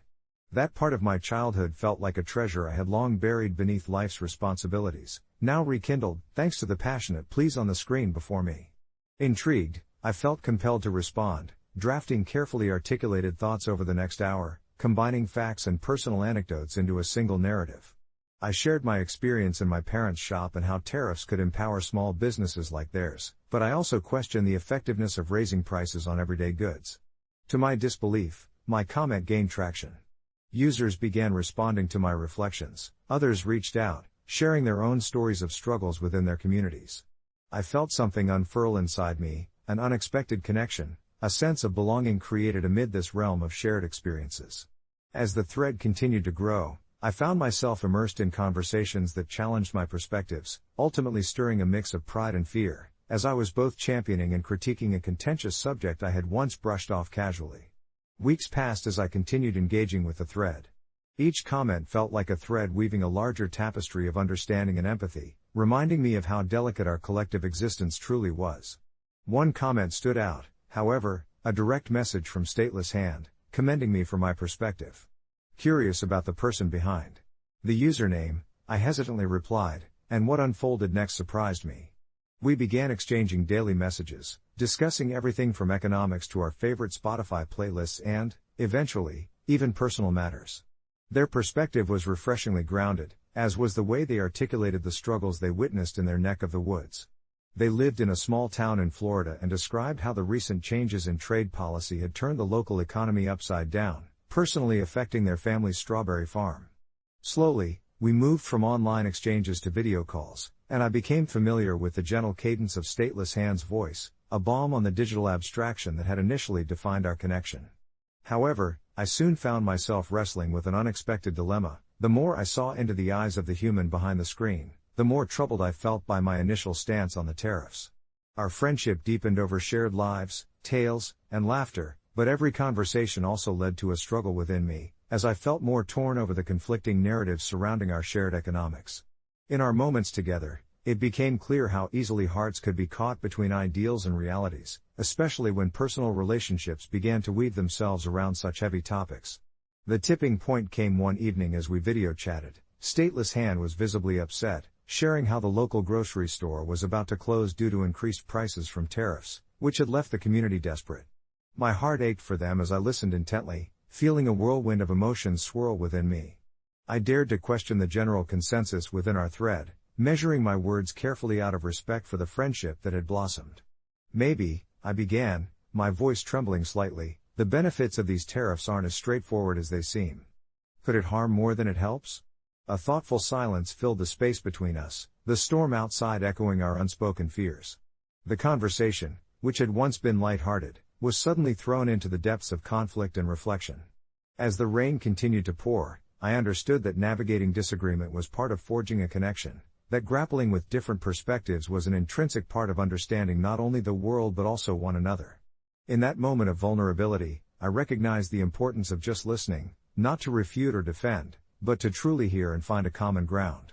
Our discussions took on a new rhythm, blending our hopes and fears into a tapestry of understanding, one woven from personal stories and collective experiences. I'm not sure when it happened, but over the months that followed, the thread of our conversation transitioned from economics to sharing day-to-day moments, the silly selfie with my cat, or them showing off their latest harvest. With every photo exchange, we built a bridge, emphasizing our humanity amidst a sea of statistics and political discourse. By the time summer rolled around, I found myself planning a visit to their small town to meet face to face, the anticipation bubbling within me as the thought of witnessing what we'd spoken of for so long became a palpable reality. In the roundabout culmination of our journey, I came to realize how immensely important perspective can be. Through our tireless debates over tariffs, I found a friend, a confidant, and a way to understand the intricate connections we hold in our communities.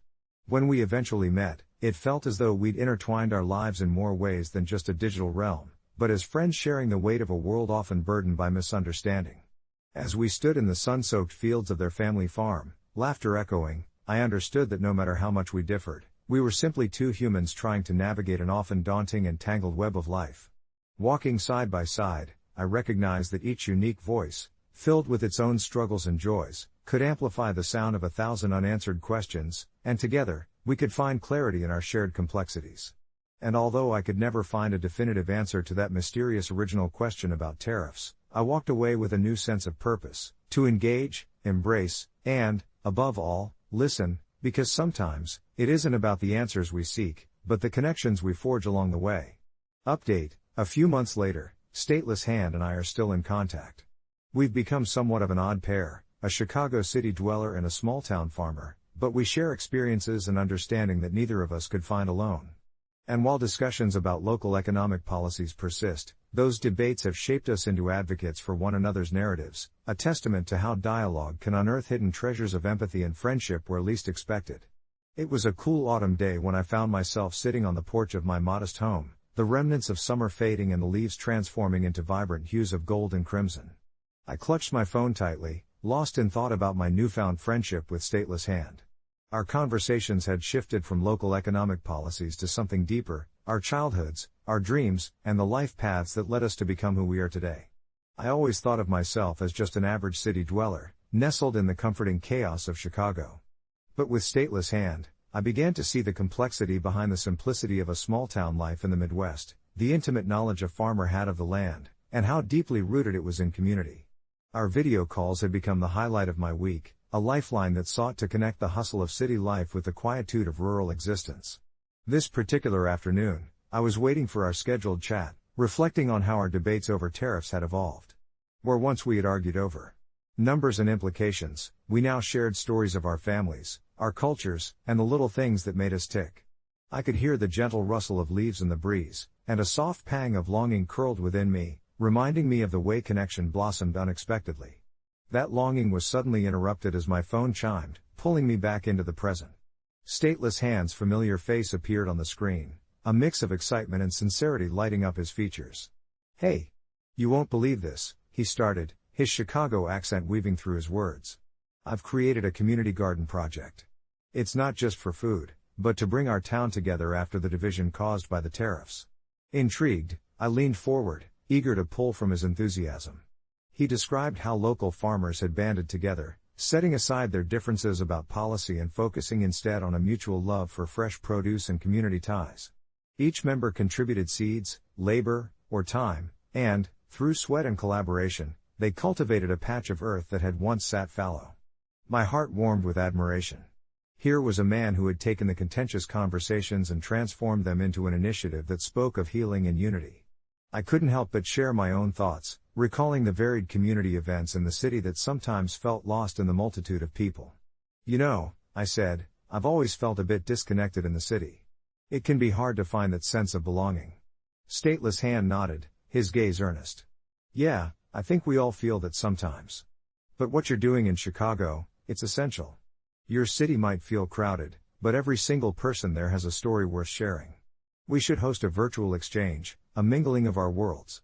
A spark ignited within me at the thought. It was a splendid idea. We brainstormed ways to make it happen, planning to connect both our communities through shared experiences. Some were outlandish, others mundane, but all born from genuine excitement: an online cultural fair, a recipe swap, stories from the field and city alike, weaving together our narratives. As our call wound down, I felt a sense of fulfillment that I hadn't expected. Yes, our discussions had begun with tariffs, numbers, and policies, but they had morphed into something profound. We'd become advocates for each other's worlds, bridging the distances that separate life paths. I reflected on how dialogue had been a muscle we'd flexed together, building strength and resilience through the words we exchanged. Those tariffs were now but a backdrop to a growing tapestry of friendship and mutual respect, threads of understanding woven together through laughter and shared struggles. I hung up that evening, content with my little project in mind, confident that our stories would soon intertwine in ways that had never crossed my thoughts. And thus, as the sun slipped below the horizon, I welcomed the stars, knowing that both Stateless Hand and I were on a journey defined not by policy debates but by the bonds we formed and the understanding we nurtured as we embraced the beautiful complexity of our lives. As I sprawled on my couch later that night, clutching my phone in one hand and a steaming mug of herbal tea in the other, I felt a comforting warmth settle in my chest. The glow of the screen reflected the enthusiasm I had for this newfound friendship. Stateless Hand, whose real name was Chris, was as much a contrast to my life in bustling Chicago as the endless fields of corn were to the concrete skyline I had known my whole life. Yet, in our conversations, layers began to peel back, revealing shared dreams and anxieties hidden beneath the weight of our respective realities.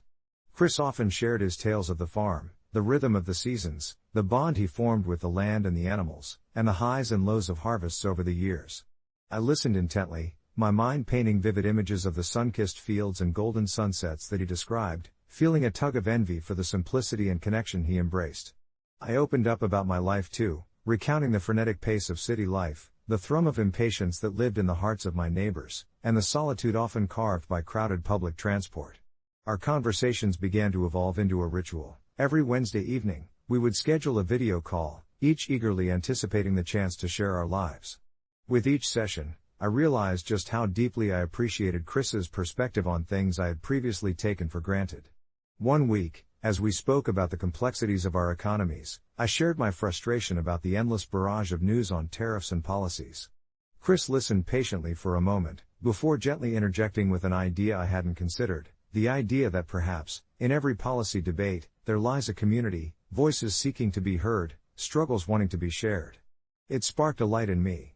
We were both entrenched in our worlds, unaware of how much we could learn from one another. As fall wrapped its chill around Chicago, I found myself yearning to visit Chris and his small-town farm. I proposed the idea during one of our calls, watching as his face broke into a wide grin. "You'd love it here," he said, excitement bubbling in his voice. "We're just harvesting pumpkins and planning for the winter months." The thought of stepping out of my urban existence and into a world where life echoed with the sounds of nature thrilled me. 2 weeks later, I was on a bus, the city shifting behind me like sand in an hourglass. I could feel the anticipation buzzing in my veins. When I finally arrived at Chris's farm, a sprawling landscape of earthy browns and golds opened before me, conjuring an awe that made me forget all the stress of my usual routine. He met me at the gate, his face beaming with enthusiasm and familiarity, as if we were old friends rather than recent acquaintances bound through screens and digital chats. We embraced, and it felt surreal. What unfolded over the next few days was a tapestry of experiences woven with genuine laughter, deep conversations, and moments of serene beauty amidst nature.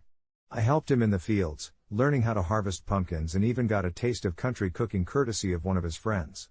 Each evening, we'd sit around the fire pit, the crackling flames illuminating our faces as we reflected on the days gone by, how small-town worries mirrored city stress, how a failing crop could echo the financial struggles of an urban worker. As the visit drew to a close, I felt something shift within me, a deeper appreciation dawning. It was no longer just an exchange of ideas, it was a bridge spanning two worlds that often seemed so divergent. I realized how vital these connections were, much like the necessary nutrients in soil that help crops flourish. By engaging with Chris and his stories, my own life felt richer, expanded under the warmth of friendship. When I returned to Chicago, the city felt different. The streets were familiar, yet now, they were laced with the memories of a place that had changed me, even if just a little. A month later, I sat in my favorite cafe, sipping coffee and scrolling through my social media feed when I noticed a new post from Chris about a local farmer's market he was launching. The idea thrilled me, and without a second thought, I texted him, offering to help promote it through my connections in the city. It was the least I could do for the deep impact he had made on my life. Chris responded with the same enthusiasm, and suddenly, what began as an unusual conversation about tariffs transformed into a collaboration that intertwined our worlds even further, a chance to showcase local produce to a city that often overlooked its roots. As I sit here reflecting on everything, I can't help but feel grateful for how a mere online discussion blossomed into a real friendship, one filled with laughter, empathy, and a shared understanding that transcends our differing lifestyles. It isn't just about tariffs, policies, or who benefits more. It's about how we can find pieces of ourselves in one another, about constructing communities, no matter how different our environments may be. And while my journey with Chris doesn't solely revolve around economic debates, it's an exploration of life's deeper connections, a reminder that sometimes, it's the people we least expect who help us heal, grow, and truly see the world. As I contemplate the beautiful complexity of our lives, I cannot wait to see where this new chapter takes us, what new intersections we'll find along the way, and what other friendships may blossom as we continue to embrace the journey ahead. I never imagined my life would turn into a reality show, and yet here I am, sitting on my porch with a cup of lukewarm coffee, replaying the whole mess in my head.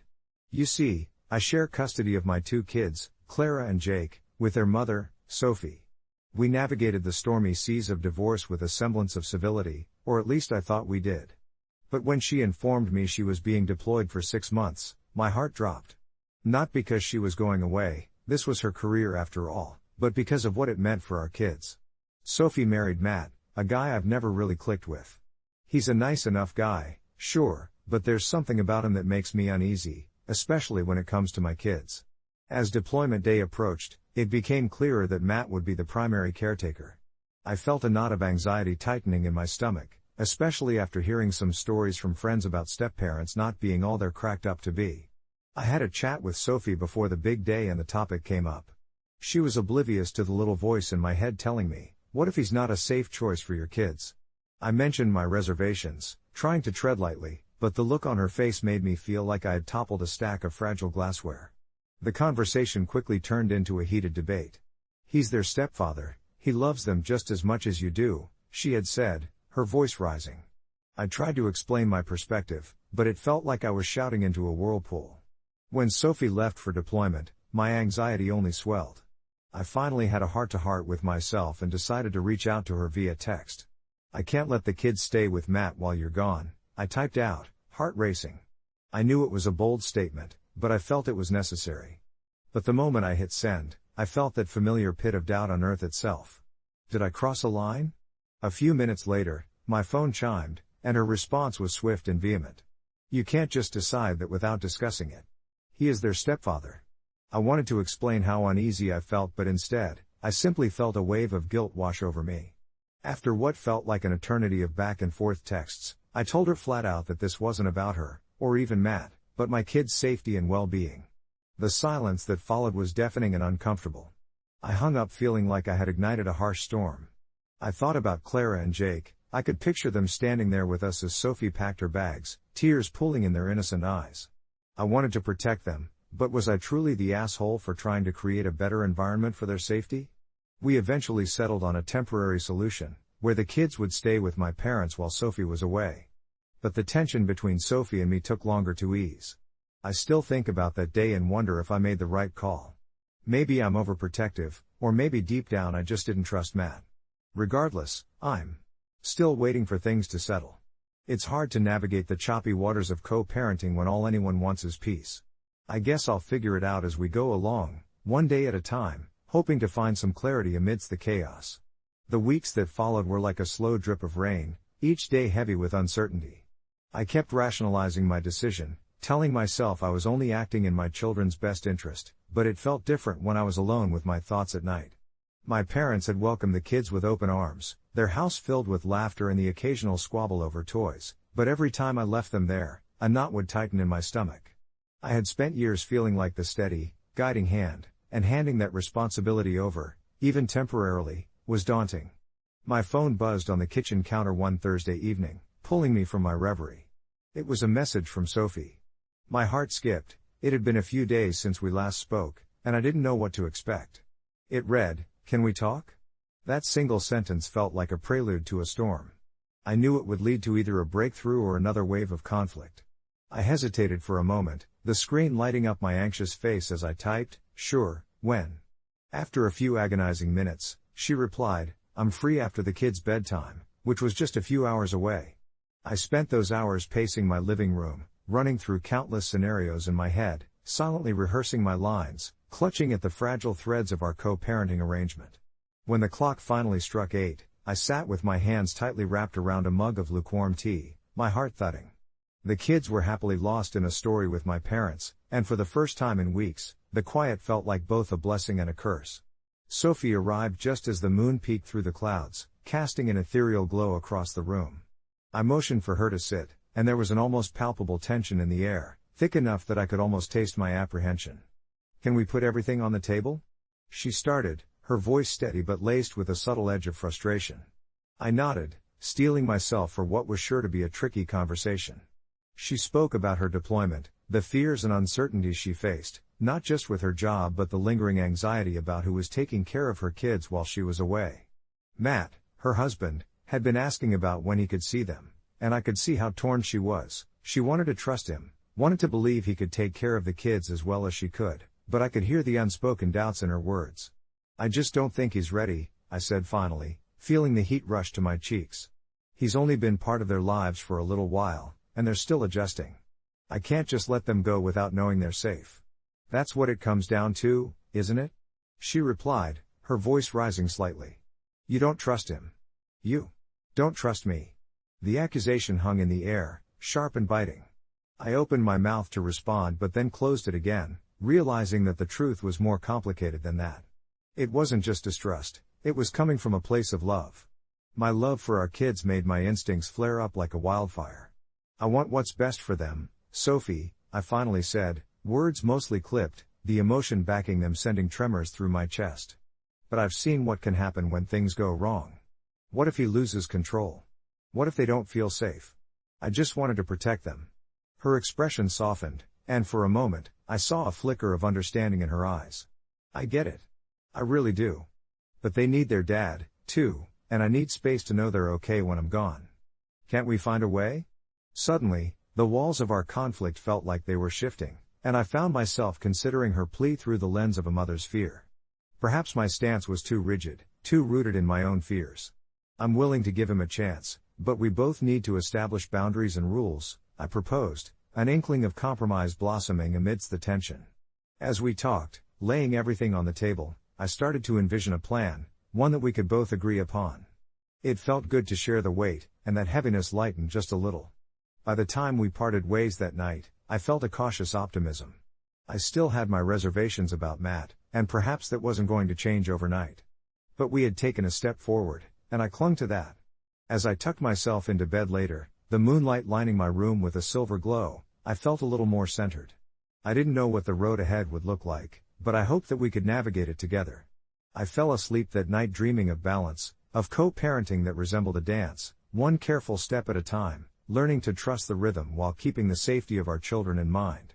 Days turned into weeks, and as Sophie's deployment drew closer, I was learning that compromise didn't signify weakness, it was a bridge toward understanding. As for an update, I'd say it's a work in progress. I still worry about Matt and keep communication open with Sophie. But every time I see my kids laughing and thriving, whether at my parents' house or during a brief visit with their dad, I understand that we're crafting a new kind of family, one rooted in collaboration and love. Maybe that's what peace really looks like for us, each day, each decision, building our way to a place where everyone feels safe. As Sophie's deployment drew closer, I was learning that compromise didn't signify weakness, it was a bridge toward understanding. As for an update, I'd say it's a work in progress. I still worry about Matt and keep communication open with Sophie. But every time I see my kids laughing and thriving, whether at my parents' house or during a brief visit with their dad, I understand that we're crafting a new kind of family, one rooted in collaboration and love. Maybe that's what peace really looks like for us, each day, each decision, building our way to a place where everyone feels safe. In those early weeks, I grappled with sleepless nights, rolling over to see the empty half of my bed, again. My thoughts circled like vultures, always settling back to Matt. I'd heard rumors about his past, how he wasn't just another face in the crowd, but a man who had stumbled through some shady days before cleaning up his act. I wanted to trust Sophie's judgment, but that nagging voice in the back of my mind made it difficult to unwind. One afternoon over coffee at our usual cafe, I shared my concerns with Sophie. She sat across from me, brow furrowed, and I could tell my worries were weighing on her heart. "You know, it's not easy for me either," she sighed, stirring her drink absent-mindedly. I chose to be with Matt because I saw the good in him. I feel torn, really. But I'm the one in the middle. Her honesty, raw and tangible, made that barrier between us feel thinner for a moment. I wanted to assure her that I had her and the kids' best interests at heart, but the whole situation felt so convoluted. After a couple of weeks, the shifts began to show. The kids returned from Grandma's house animated, joy bubbling in their voices as they recapped the fishing trips with Grandpa and the story times that stretched late into the night. Even the way they lit up at the mention of their mom made me smile. At least they were secure in that love. But there was a shadow on the periphery when they mentioned how Matt had taken them hiking. I could feel my heart rate quicken. What had that outing entailed? One evening, I mustered up the courage to call him directly. Sophie had given me his number when I expressed my need for clarity. I wanted to get a sense of his intentions before the kids spent another weekend with him. As the phone rang, I felt a mix of anxiety and unexpected responsibility surge through my veins. "Hey, it's Jake," I said when he picked up. "Hey, man. What's up?" There was a casual ease in his voice that made me want to drown it out with 1,000 questions. Instead, I chose one. "I just wanted to check in about the kids." "Yeah, they're great. We had a blast hiking the other day. They've got energy for days."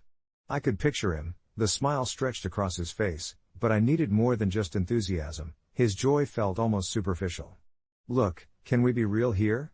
I went on, taking a leap. "I'm just trying to understand the boundaries here. Their safety is my priority, you know?" A silence hung between us, thickening the air like humidity before a storm. "Totally get it, man," he replied finally, his tone shifting slightly. "You don't have to worry. I care about your kids." With that, I felt a twinge of something, a glimmer of hope, maybe?